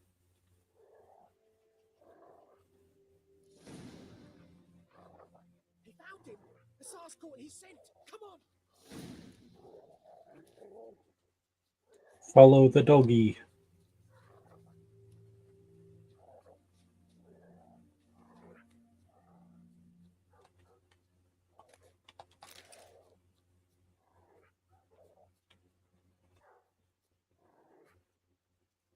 But there is more. My lieutenant demanded we defecate on command. Ballista bolts landing all around, and all he could. This is such a wholesome ending to this side quest. Not step onto the battlefield. Now shit, that is an order. Can you believe it? The cretin. Stop! You're killing me. My ribs. It hurts to laugh. That needs a tourniquet. But first, want to explain what's going on here? Bastion! Has this Nilfgaardian captured you? No. He saved my life. I got a cut to my side, and then got hit in the head. Couldn't see anything. Rosin here found me as he crawled across the battlefield. His legs twisted. And so we were. Blind man leading a cripple. Found this place. I'm taking you home. We'll see to these wounds. I won't leave Rosin here. Alone he'll die. And he can't go back to his own. He's deserted. They'll hang him. And what if they find him with us? They'll hang us all, my Laisha included. No, the Blacken stays here. Bastion only made it with the Black One's help. Maybe you ought to show him Nordlings aren't as barbarous as Nilfgaardians make us out to be. Well, I could give him our pa's clothes, teach him to work the field. Yeah, no problem, Sam. Accent. Fine, I'll take him in. Please don't get into a car accident on my account. Reward. But I do appreciate you tuning in.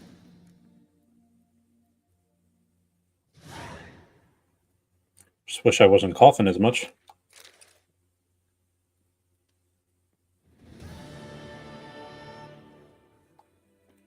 Oh, Hussar, you're a good boy. Good boy. Good doggy. I wish I could pet the dog. That's one thing that Red Dead Redemption 2 has over this game. You could pet the cats and dogs in that game. Can't do it in this one.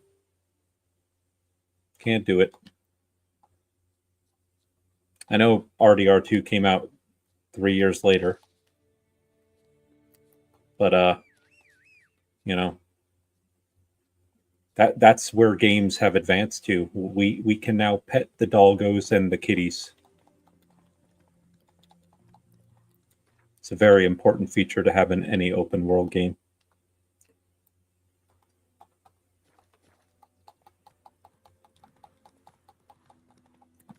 Can't just put a dog or a cat there and not let me pet it.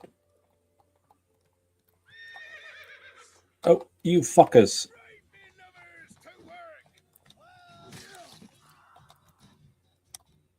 Come on, I'm trying to dismount. Jesus. Fuck you.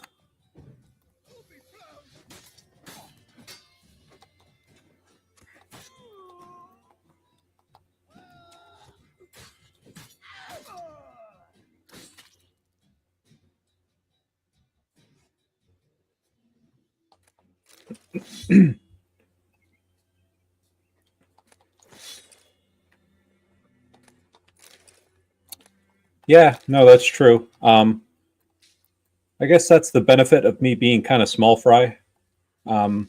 Just kind of a casual streamer, is that I can interact with, a fewer number of people. Pay each of you the special attention that you deserve.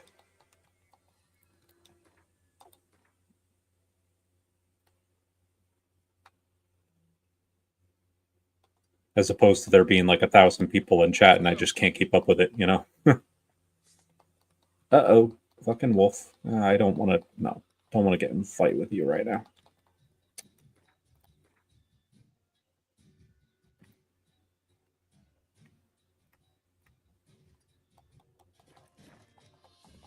Just gonna do a bit of exploring. Yeah, sorry. I don't mean to freak all you people out. I'm just riding by. Ah.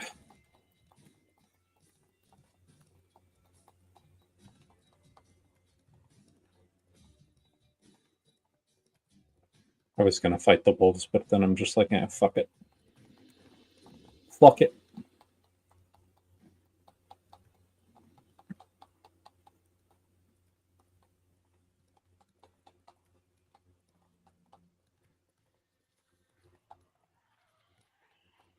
Oh, place of power.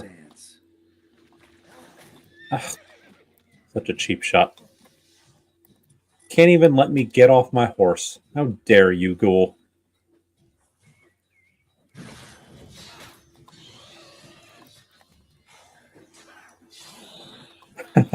I'm sorry. When I just saying the word ghoul reminded me of that stupid fucking scene from The Rise of Skywalker, where the stormtroopers like, Knights of Ren, ghouls. It's like, what? Ghouls? Okay. God, I kind of suck right now. I keep like just tanking every single fucking hit from these ghouls. Taking every hit from these Knights of Ren.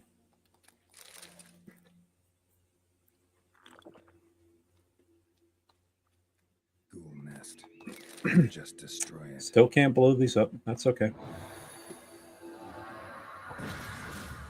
Yeah, 1 ability point.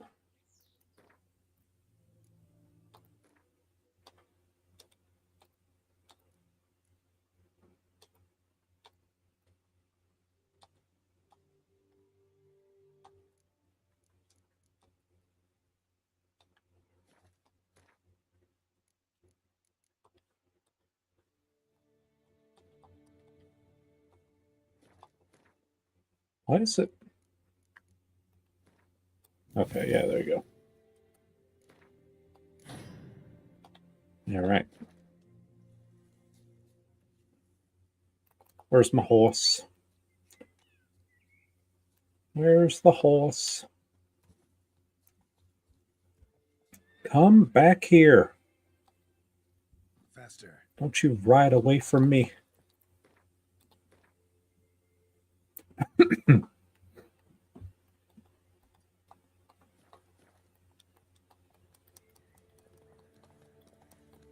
Turn back or go for it. Move it. Okay, all right, I get it. I went to the edge of the map.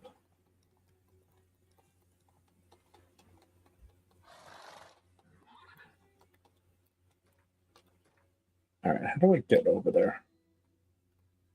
Oh, yeah, I can't get over this way. Okay, I gotta go back all the way around. All right, let me go back to the crossroads.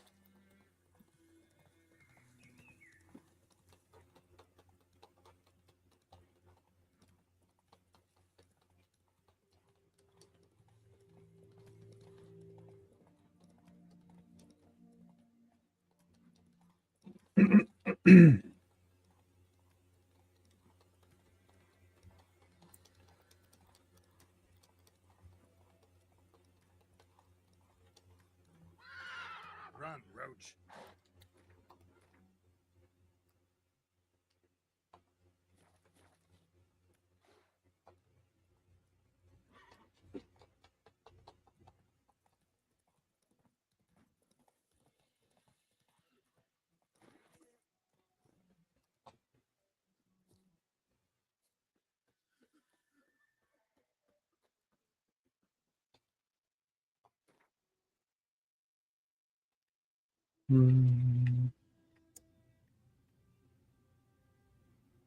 Yeah, let me go back to the village.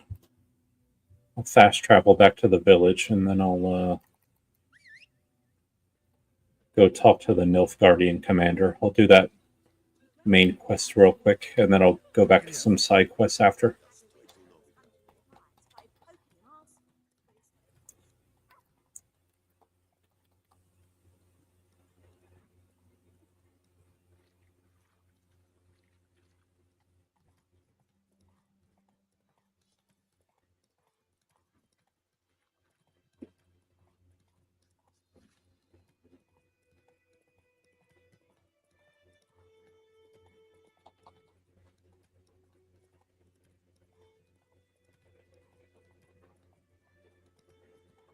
Place of power. Should draw from it.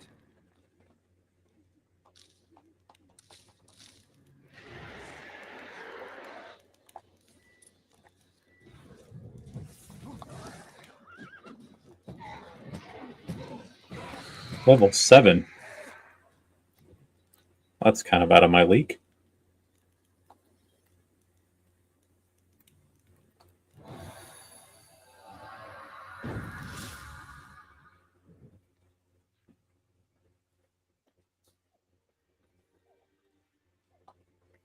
That's it, Roach.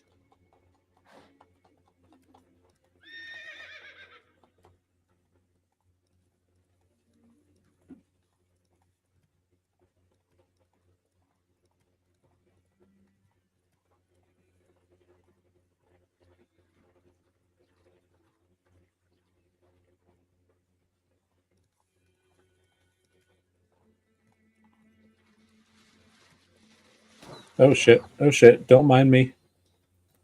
Actually, yeah, I'll go back for that. I can't ignore the treasure. I have to get it. I have a problem.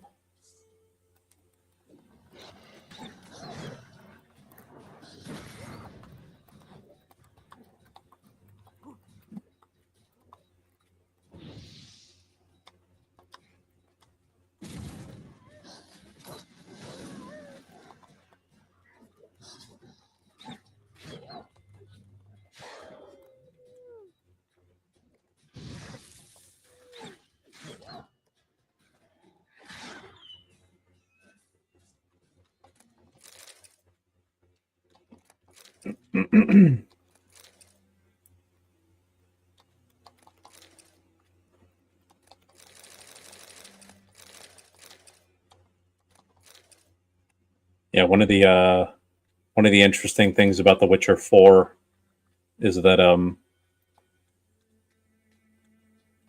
some of the same people complaining about Ciri being the protagonist in the next game is that they've only just now like caught on to the fact that she's like gay or bi.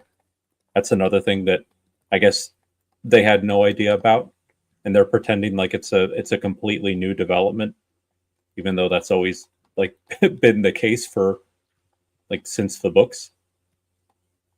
Like, oh well, sorry you didn't know that. Sorry you weren't paying attention, but yeah, she's always been like bi. Military camp. But they're going to complain about that regardless, I guess. Of the garrison commander. I look like a local to you? You look like trouble. Dead wrong. I make trouble go away. I'm a witcher. A witcher? Captain Peter Sagwin Levy is in the tower. Turn right, past the gate.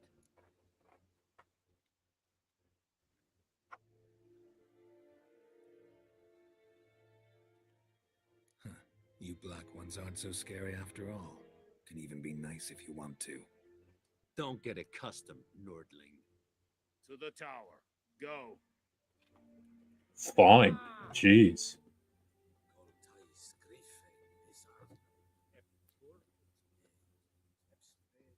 We must requisition a share of your harvest. The Emperor shall guide us straight to Novigrad. I know there is little left in your granaries. Hello, Mr. Man.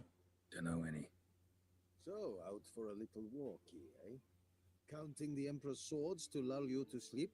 Well, in the army, we've a place for nosy ramblers. The scaffold. And thick-skulled quartermasters. They got a place. You're clearly skilled at banter. And haggling? You got a knack for that as well?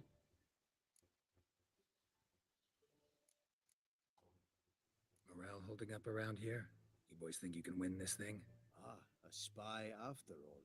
Or one to stir trouble. Neither. Just curious. Right. Well, tell anyone who cares we will win this war, because Radovid is mad, as everyone knows, and we've an extraordinarily well-drilled and well-supplied army. Incidentally, did you wish to buy something?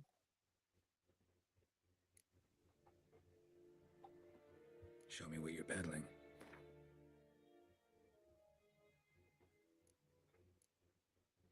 Show me what you got.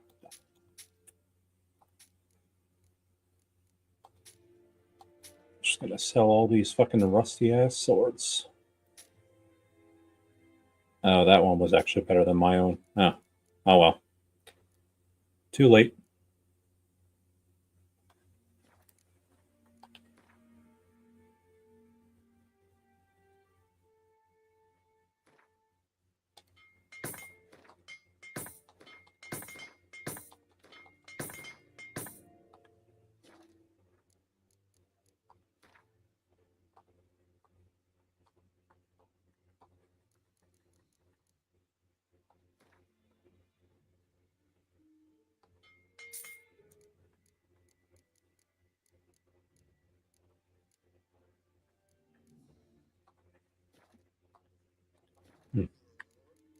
All right. So long.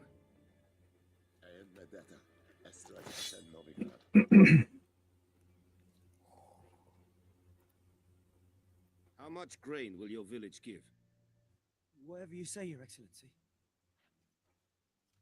Look at my hands. Look. See the calluses? These are not the hands of an excellency, but of a farmer. So we speak peasant to peasant. How much can you give? Yeah, they probably never did get that far in the game, assuming they even played the game to begin with. You will give 30, and that will do. Let us settle on it, and I wish to see the transport soon. Oh, thank you, sir. Thank you kindly. But what do you expect from a bunch of tourists, I guess? Smith, Willis. But it is said he is a dwarf. You are too Tourists and grifters. Very perceptive of you. Geralt of Rivia, Witcher. Vatgern. This explains why I did not hear your footsteps. What do you seek here? Yennefer of Vengerberg. Where was she headed? That is a military secret.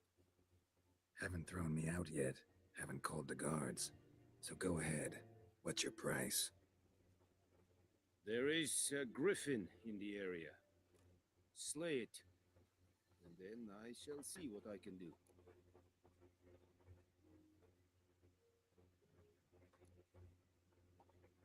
Why do you care about this griffin? Because I care about people. The beast has killed 10 already, including a few of my men. To hunt it, I would need to mobilize the entire garrison, comb the woods, organize a battle. Simply impossible. Too big a hassle? No, too high a risk. I cannot disperse my forces. Temeria's army we have crushed, but its common folk remain, ready to answer a call to arms. So, as to this griffin, I can sit on my hands, or hire a professional.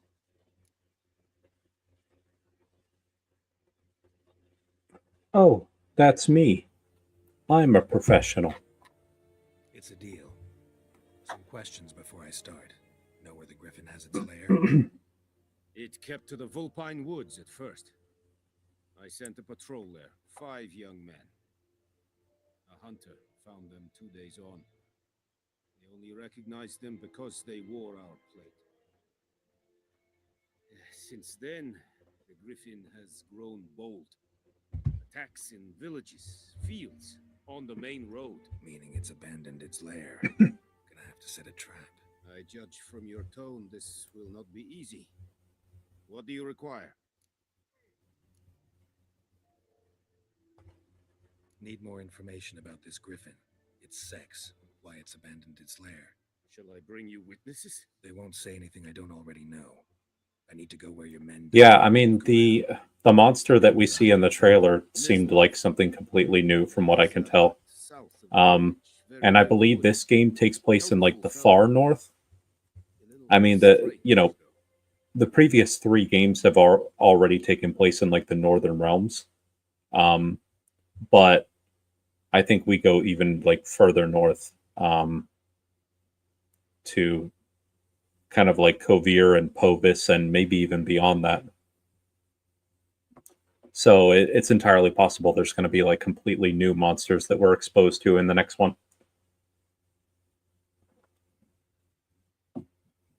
Probably some familiar ones as well. I'm sure there's going to be like drowners and ghouls and shit. But also new ones. I'll need bait, a specific herb, buckthorn. Scent should lure the griffin from 10 miles off. Buckthorn? I do not know this, but I am not yet fluent in the common tongue. Probably mastered the basics, though. Hands up. Kill them. No. First came idioms. Don't play with fire, for example. Go to Tomira, an herbalist.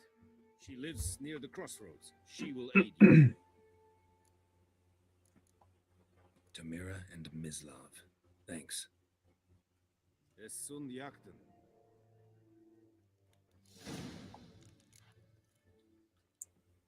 The Nilfgaardians in this game have like way more nuance than they do in the Witcher Netflix series. They just take like all of the completely like evil elements of, you know, both the Northern Realms and Nilfgaard from like the books and like put them all onto the Nilfgaardians in the Netflix TV show. It was so stupid. Whereas in this one, it's like, yeah, they're kind of proud and arrogant and they see themselves as like superior to everybody else. But they can also be like fairly reasonable and stuff as well. And like less prone to superstition than the Northerners were.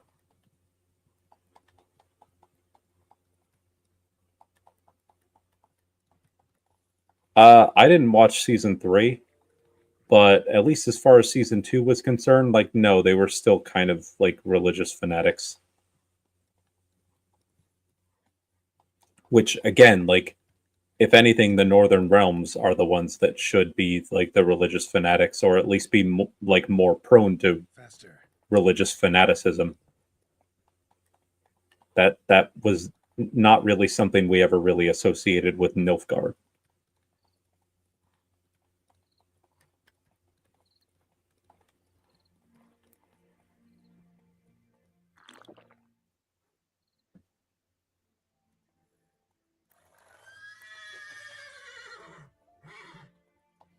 Oh, I love this. I love this little side quest. I gotta do this one.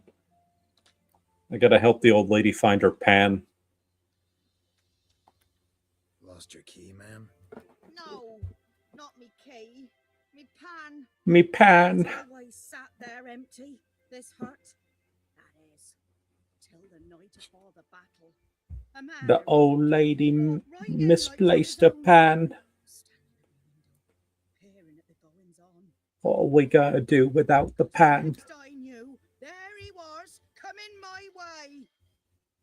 So I grabbed me pan for protection. Ah, yes, exactly. He just asks all polite, Only the villains can do all the bad things. They gotta be the religious psychos. or even a few coals. They have to be the imperialists. As I You gotta put all the bad stuff onto the rest villains. the folk at night with such foolery. Just staring at me pan like a magpie at a copper. Lend it to me, Gran. I'll give it back come morn. Baffled for what's he doing, frying in the dark. But I got a soft heart, so I gave it to him. Truly fascinating tale. Interesting. What happened then? Afore dawn, another rode up to the hut. But come on, only the first No, I get what you brother meant. left, locked the door, hopped on his horse, and that were all I saw of him. And me pan. 'Twere old. Me pan. Was sort's not worth much, I suppose. But I've no other. Will you help me, dearie? Bring an old widower pan. I could never break down that door myself. And in truth, I'm afeard to go in any road. Such a stench wafting out. Methinks the other fellow. Well, that he's lying there. Never taken on a pan contract. Fine, I'll go in, look around. You should wait This here. this is the most epic side quest of the game. The most epic.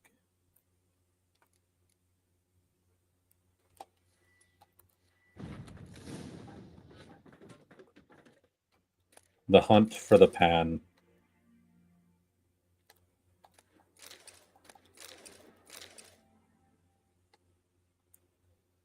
Love how she's just got rotting flesh in this chest.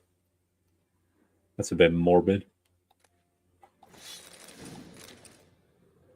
A corpse. Cracked monocle lanes the stench. Interesting. What's that, dearie? Nothing. Crazy Geralt's talking to himself again. Rotted. And some old scars. Kind of soldier might have. Yeah, the first season was, at least compared to the other two seasons, like it's tolerable. Documents. Entirely burned. I mean, I haven't seen season 3, but I've heard bad things about it from what people have told me. But yeah, season 1 I think is comparatively tolerable, but it's not really great either. I don't think season 1 has aged very well. I think at the time people were just so desperate for like decent fantasy content again. The only other thing that was halfway decent around that time was like House of the Dragon season 1. And so I think people were a bit like lenient to that show. But season 2 like really just exposed like how bad the Witcher series really was. It's not like the worst thing I've ever seen, but it's not good.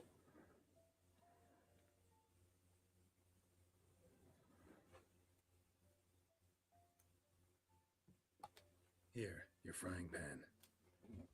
Mine? But mine were black with soot. And I could see myself in this one if I wanted. But them years are past. It was the soot the man needed. He scraped it off to make ink. Must have had an urgent letter to write. Urgently burned some other documents too. And the other fellow? Dead. Round up a few boys and bury him outside the village. Deep, so the necrophages don't dig him up. And take my advice. Don't mention this to the Nilfgaardians. Hang about! You've earned a token of thanks. Here, sonny, for the road. I love how she calls him Sonny, even though he's like older than she is. I mean, not that she could know that. She doesn't know how old Geralt is. The fact that Witchers aged slower. Oh, she gave me some baked apples and some bread. What a nice old lady. And apple juice. I just had to give her pan. All right, where am I going now? I keep accidentally... Okay, I'm sorry. I didn't mean to pull my sword out.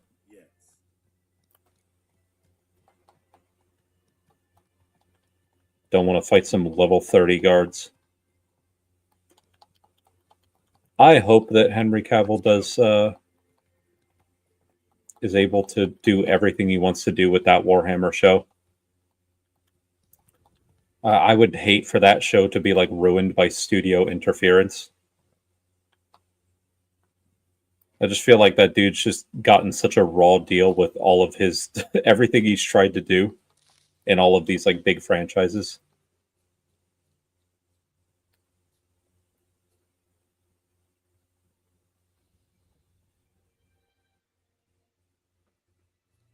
Yeah, I hope for the best for him. I really do.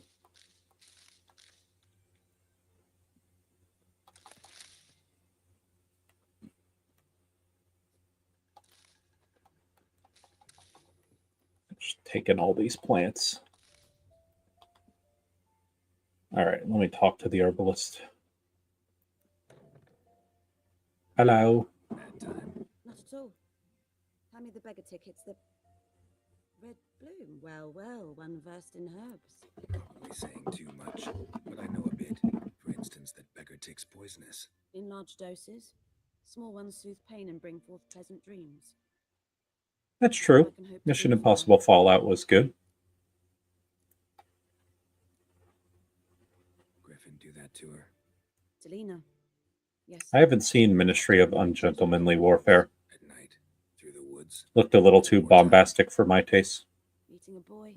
The young, do foolish things for love. Wounds are healing, but she will die. Blood's pooling in her skull. Nothing my brews can do to help. Could try to help her with one of my potions. Swallow can heal internal hemorrhages. But Witcher's potions aren't for humans. she'll die as it is. Yes, a peaceful death soothed by your concoctions. If I give her Swallow and something goes wrong, the whole village will hear her screams. I understand. Do as you will. Looking for buckthorn. Know if it grows anywhere around here? Bottom of the river, where the channel's widest. But you do know that once out of the water... I assume you mean that it's less bombastic than the trailers make it out to be? I'm hunting the griffin. Need the buckthorn for bait. I was thinking, a few years ago we had trouble, drowners under the bridge. The whole village had to pitch in for a witcher. Who now can afford the bounty on a griffin's head? Captain Peter Sars, something. Ah, good to know the Black One's looking out for our welfare. Doubt Emperor Emir cares about you, but this captain just might. Seems like a decent man. There are no decent men in the army.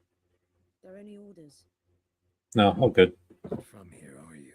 But yeah, that's maybe I'll check that movie out then. Too much for someone who spent her life in a hut in the middle of nowhere. True. And you're in a hurry. Elsewise you'd not use bait, just wait for the griffin to attack again. Believe we could have an interesting conversation. Maybe next time.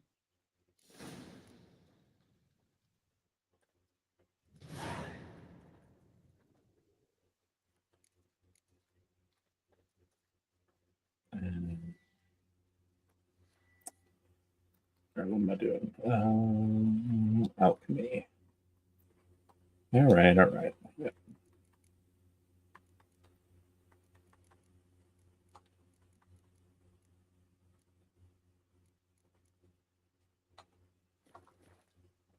Oh, I need Drowner Brain. Okay, I can't brew that just yet.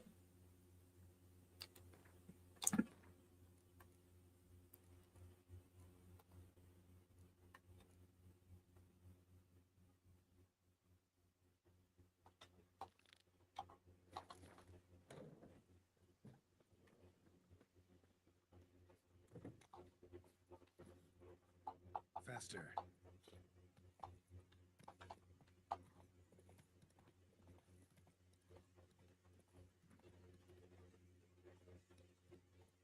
Oh, that's pretty cool then, yeah, from the sound of it. Mostly espionage. Yeah, I like that.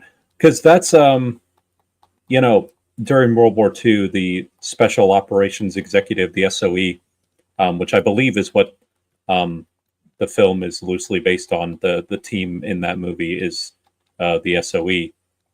That's the kind of stuff that they usually engaged in. They usually engaged in like espionage missions, assassinations, things like that. Like when they assassinated Reinhard Heydrich in Prague. You know, they did missions in like Paris, Greece, like all over Europe. Sabotage missions. That's more of the stuff they kind of did. That's it, Roach.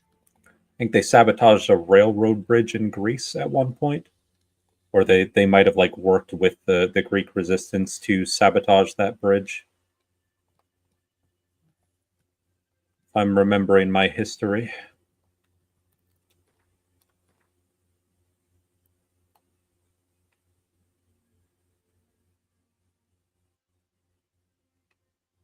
Let me bang out. I want to do a little bit of exploring. I want to do some exploring.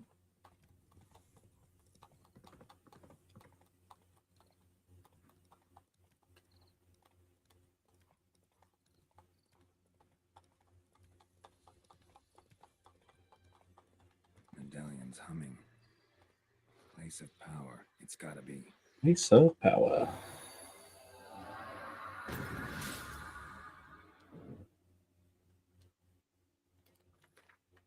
Let me get some skill points. Let me use my skill points, rather.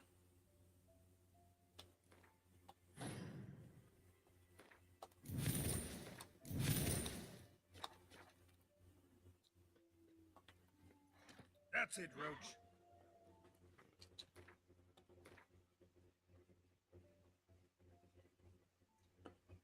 Yeah, there's so many interesting stories that you can still tell from that era.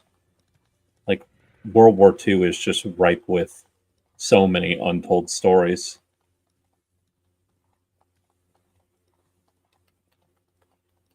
I recommend checking out the film Anthropoid if you haven't already. It's about the mission to assassinate Reinhard Heydrich, who was Heinrich Himmler's number 2 during World War II. I think he was the highest level Nazi who was assassinated during the war. And it was about the whole mission to assassinate him. It was pretty good. I think it was pretty well done.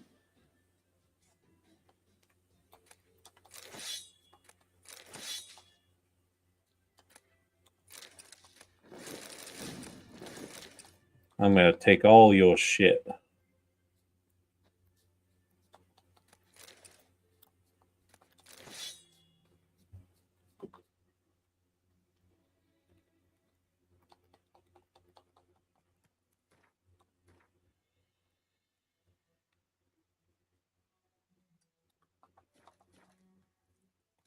Let's go.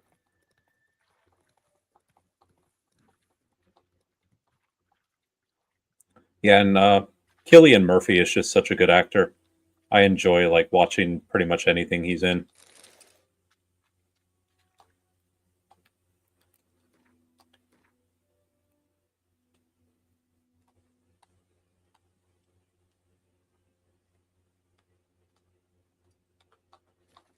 Run, Roach.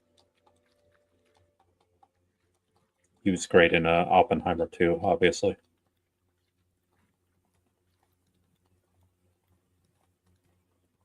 Yes, I have seen Peaky Blinders. Very enjoyable show.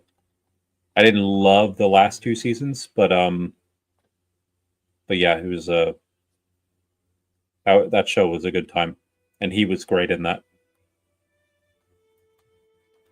What happened? Monsters from the swamp. Folks said the road was fraught with peril, but I wouldn't listen. Got my comeuppance now. Less moaning, more details. What happened, and how can I help? And remember, I don't work for free. Witcher's code and all. Well, was on my way to the Black Ones to trade. Suddenly my horse got spooked, ran clear off the road. We hit a bump. I went flying and the horse and cart rolled on. Then I heard bubbling, neighing, slurping. Something came out from the muck, devoured Asher, hooves and all. No doubt my goods are still on the cart, but I'm too afeard to go and see. Thought maybe you. I'm most I'm concerned too about afeard. the box. Bring it to me. I beg you. Fine, I'll go. Let you know if I find that box. Yeah, I'll go find your fucking box. That's it, Roach.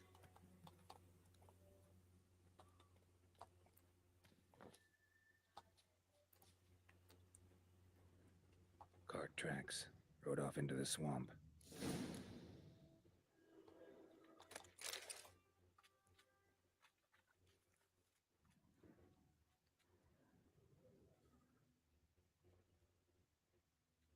Here's the cart.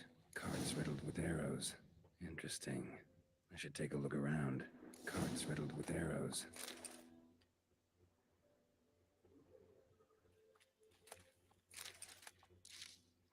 An arrow. Didn't mention this.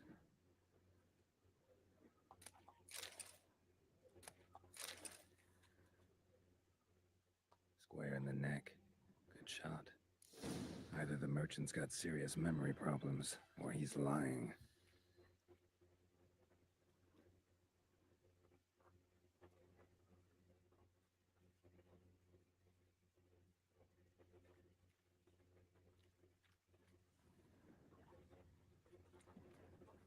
Yeah, I'm curious to see what they do with the Peaky Blinders movie. Aren't they in the middle of filming that?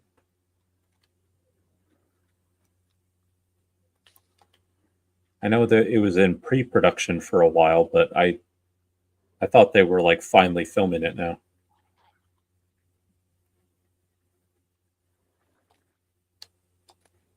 Must be that box he mentioned. Splattered with blood. Human blood.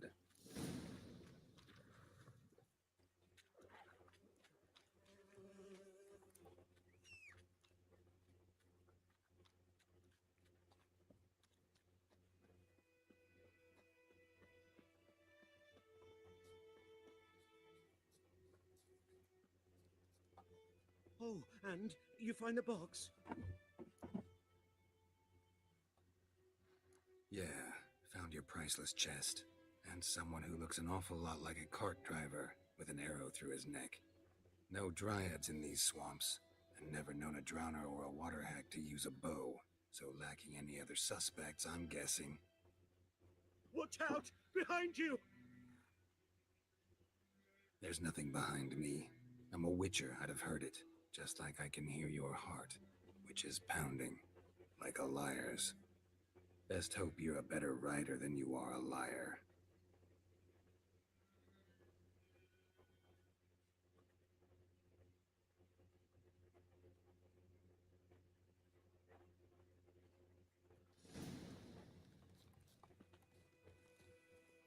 Faster.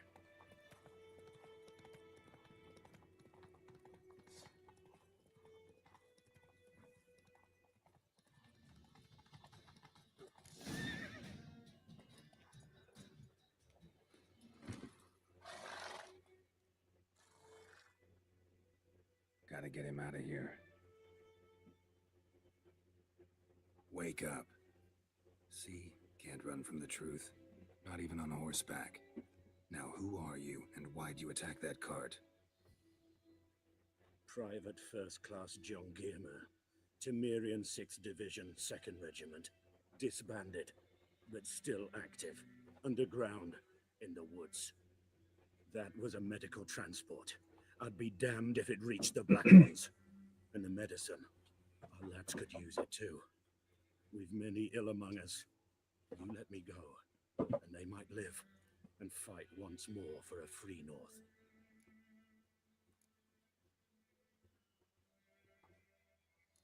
Fine. Go. And may you and your soldier buddies hiding in the bushes be victorious in your struggle against Nilfgaard. You've a vile sense of humor. But you're a decent man. Here, the gold I promised. Use it well. Mass Effect 3, I enjoy a fair amount of it. And, you know, obviously the ending is notoriously, like, bad. But I think the extended cut made the ending tolerable for me. I still don't think they're, like, great endings. But I could at least, like, accept them thanks to the extended cut. I know people don't like the fact that it's kind of a straight up third person shooter game as opposed to like more of the RPG that it was in Mass Effect 1. But I don't really mind it. I mean, I don't have a problem with like third person shooters, so I was okay with the combat. Go. However, like I don't really like a lot of the lack of choices that kind of get taken away from you compared to the previous two games. And I also just don't really like that a lot of what you do throughout the game doesn't really have much bearing on the endings. But it had moments that I genuinely liked. I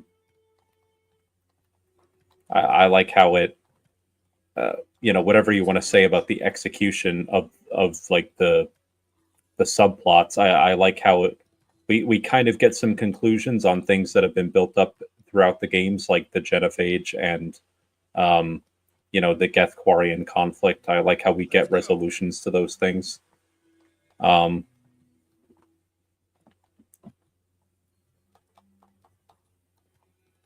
Yeah, I mean, overall I like Mass Effect 3, despite its issues. But I certainly have a fair number of issues with it.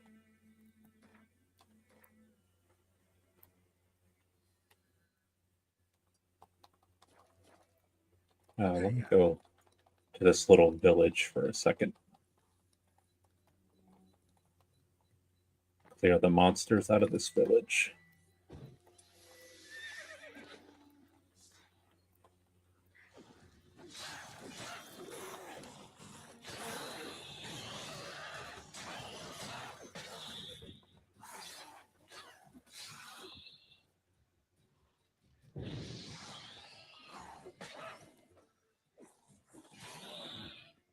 Mass Effect 2 is my favorite in the trilogy.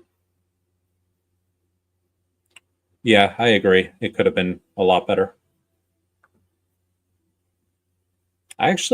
One thing in Mass Effect 3 that's grown on me is the Leviathan DLC.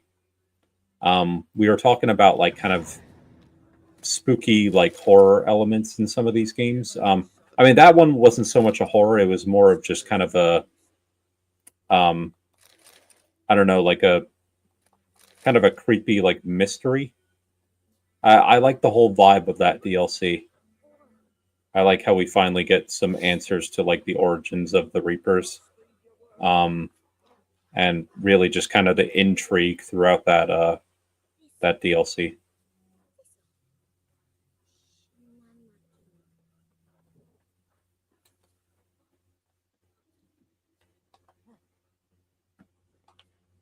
Come on.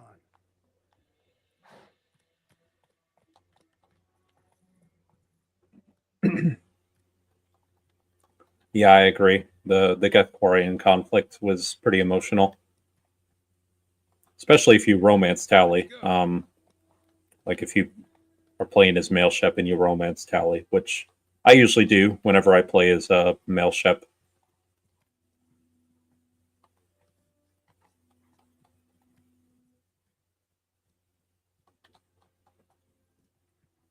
Yeah, exactly. It was like the hunt for a Cthulhu monster.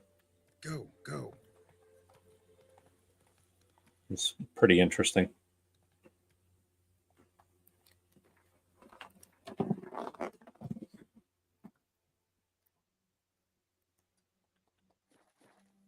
Let me go get some of those other question marks.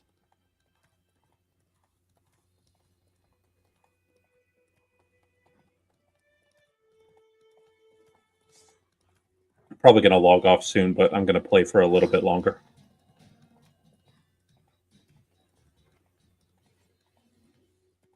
Do a couple more quests. Oh, shit. Whoa, I just wandered right into the bandit camp.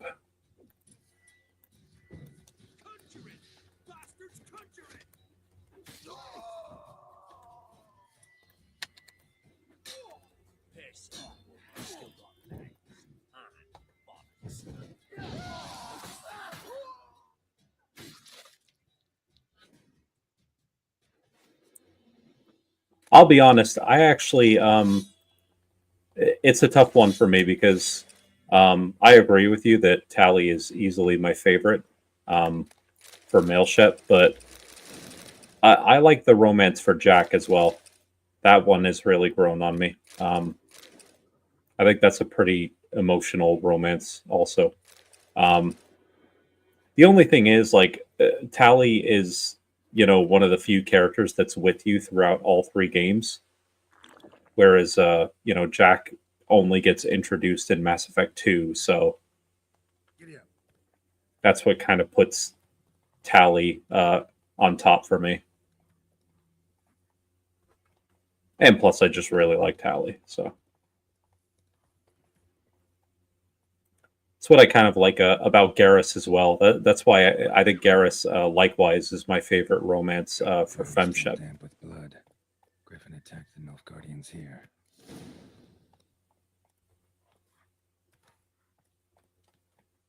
Oh, I wanted to talk to the hunter first. I wonder if I could still do that. I didn't mean to trigger that quest just yet.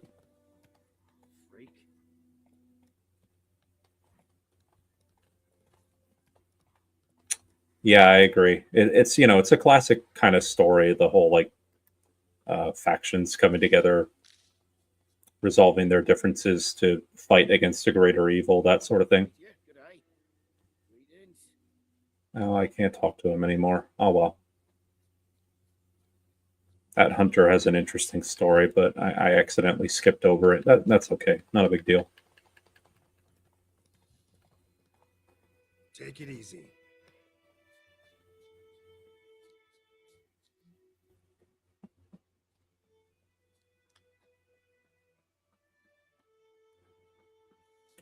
I'm assuming your first choice for FemShep is Liara. Guardians were celebrating.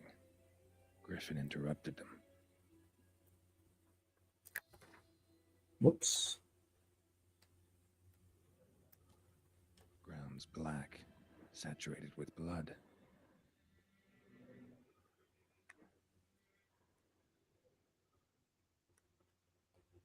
These prints are older and deeper, heavily armored. Nilfgaardians, probably.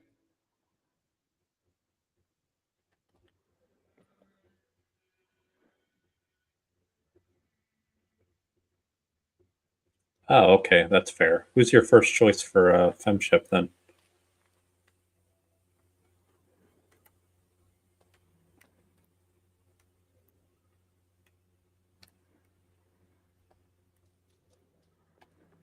Oh shit! Ooh, I didn't think I was going to make that jump. Samara, that's a surprising one. Considering you can't romance her until the Citadel DLC toward the end of Mass Effect 3. That's the romance option for you playing the long game. Corpse is a couple of weeks I think more people would romance Samara much earlier if they could. Horse, dog, human. A few months. Yeah, I like Trainer. I've never had much desire to romance her, but Female. Larvae in her wounds have already hatched. Been dead at least a week. well, considering those are both Mass Effect 3 choices, who do you romance in Mass Effect 1 and 2 as Femshep? Assuming you romance anybody. Deep cuts over the whole body. Not a drop of blood on the beak or claws. Didn't defend herself. Crept up on her while she slept. Beak tips worn. Ah, gotcha. Gray hairs in the coat. 10. That's interesting. Years old. Griffins pair off for life when young. Male must be about the same age.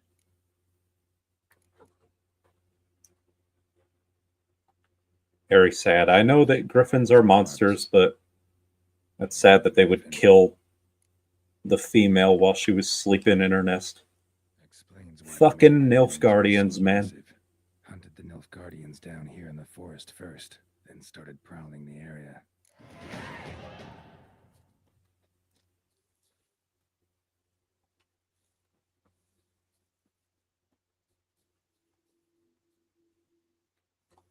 Oh, another question mark. Another place of power. Should draw from it.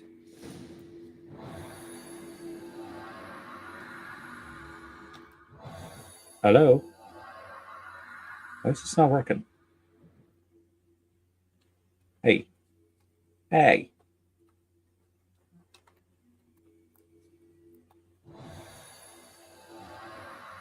There you go.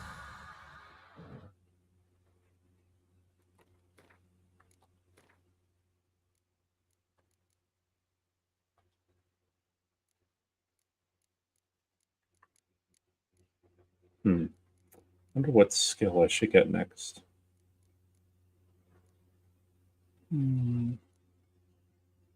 Oh yeah, maximum vitality. I gotta get that one. Actually, I don't know.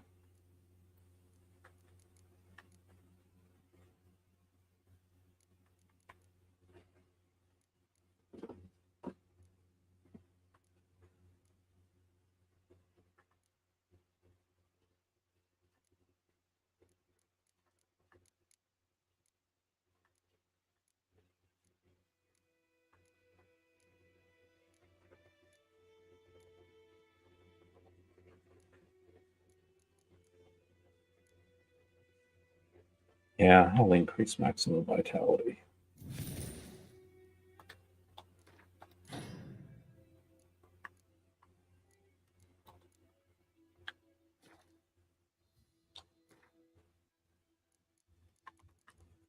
And I want that deflect arrow ability.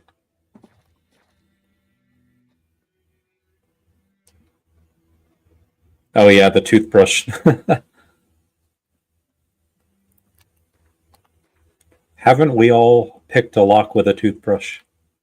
That's what we've all done at some point in our lives. Come on.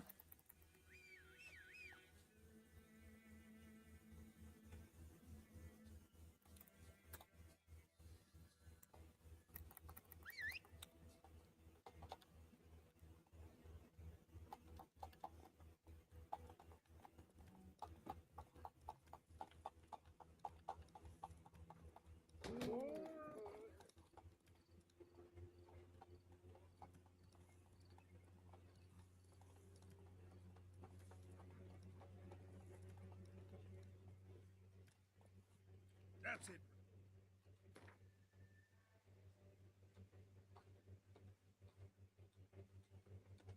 All right. Go away. Just a bombardment of fucking.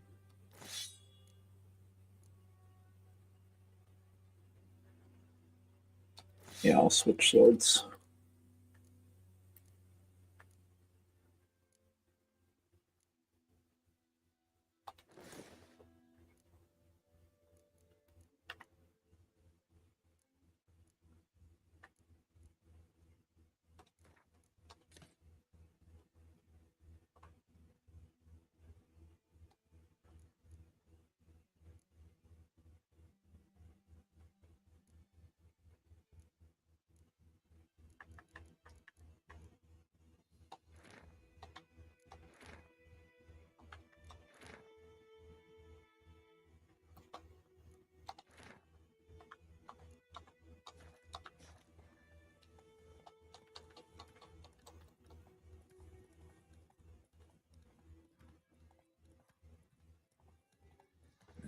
Someone's humming. It's gotta be. One thing I find... Oh, shit, fucking bear. One thing I find funny in this game, in the Blood and Wine DLC, is that the developers make kind of a meta joke about the fact that Roach, your horse, just is constantly, like, getting lost, not responding to your commands, always getting trapped on objects and stuff whenever you whistle for it. They have a side quest where Geralt is having like a shroom trip and ends up like talking to his horse. He's like, "Hey, why do you always like get lost whenever I call for you?" And the horse is just like, "Oh, I don't know." That was a funny like quest where, the developers are low key kind of acknowledging some of their own design flaws with the horse mechanics, I guess. I don't know.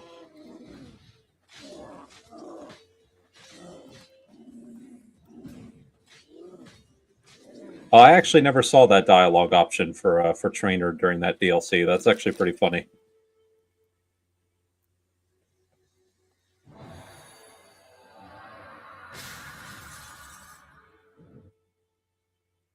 Yeah. Move it.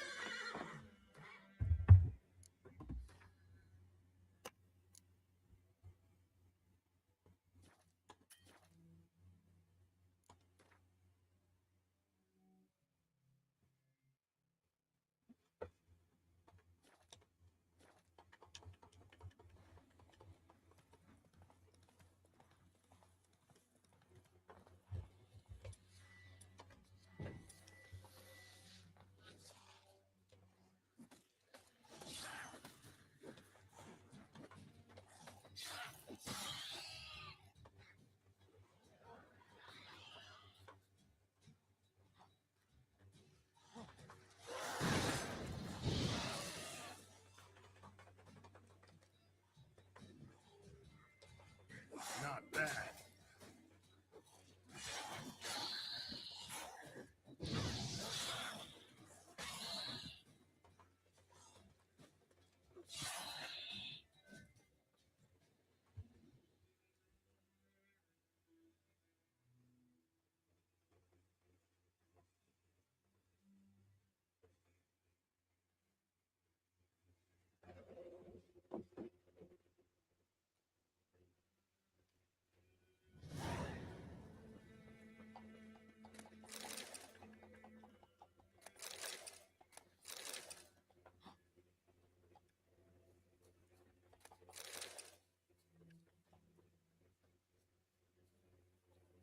Yeah, I always found Trainer to be very like bubbly and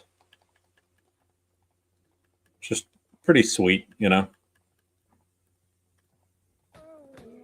Oh, I'm just running over a fucking deer, killing him with my horse. Come here, you fucking drowners. Come on. Come on.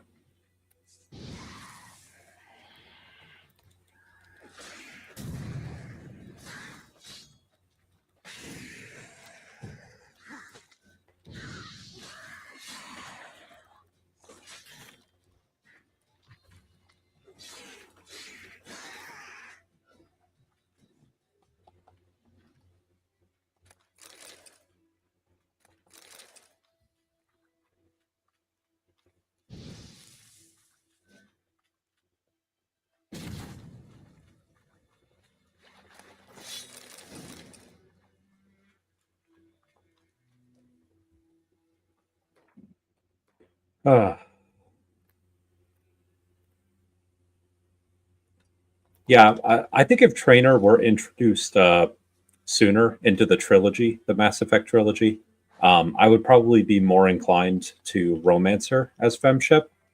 But because she doesn't get introduced until Mass Effect 3, um, I've just never really had any interest in doing that because by that point I'm usually like committed to someone else.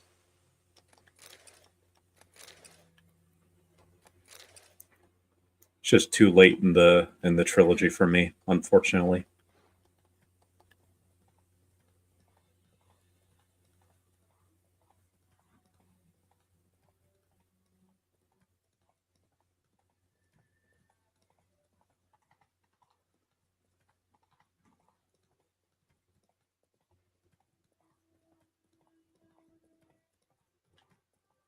Oh, can I not get up there?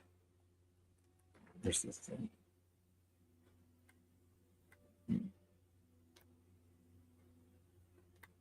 I'll go there first. I know there's a way to get there, but I don't remember. You have to like go up and around or something. You gotta figure that out.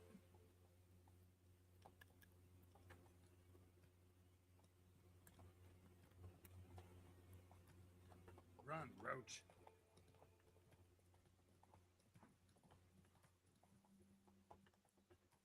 Yeah, that's why I'm like, you have patience to wait that long, whether for Trainer or Samara. I just don't have that level of patience to wait 3 games. But good on you. Look out, kids.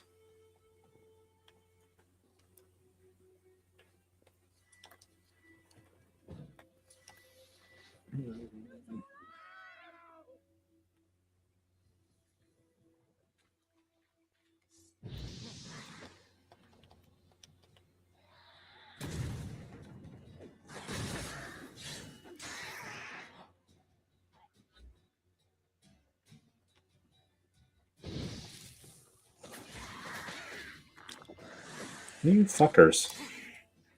Motherfuckers.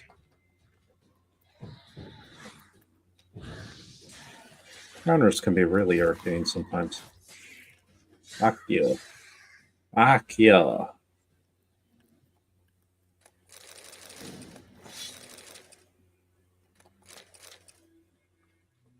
Oh, can I make that swallow potion now? Let me see.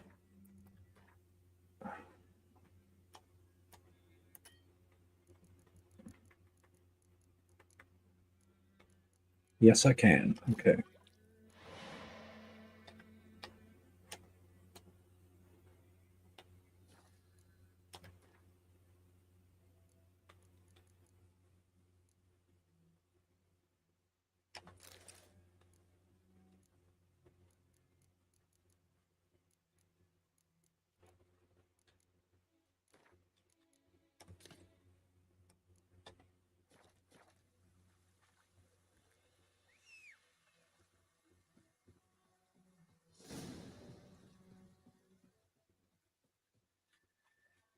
I don't know. How do I get back up there?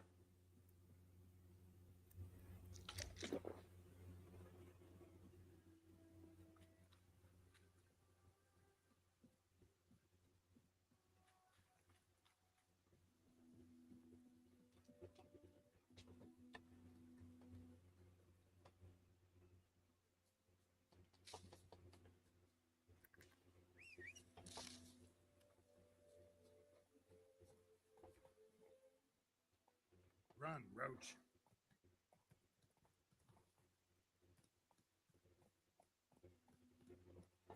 Yeah, that's fair. If you're not interested in like romance in any of the characters, then you shouldn't just do it for the sake of it. Oh, almost just ran over a kid.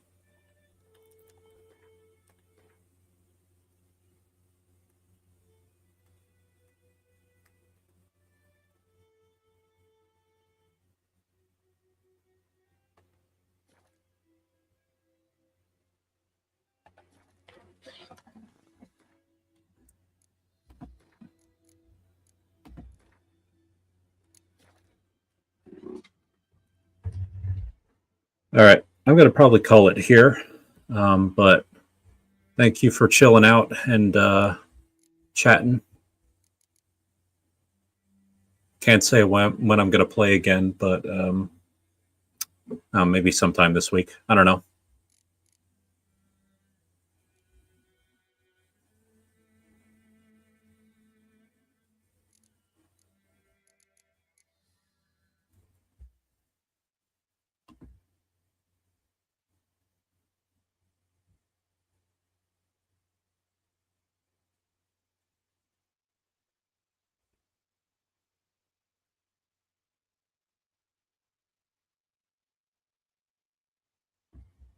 Yeah, no problem.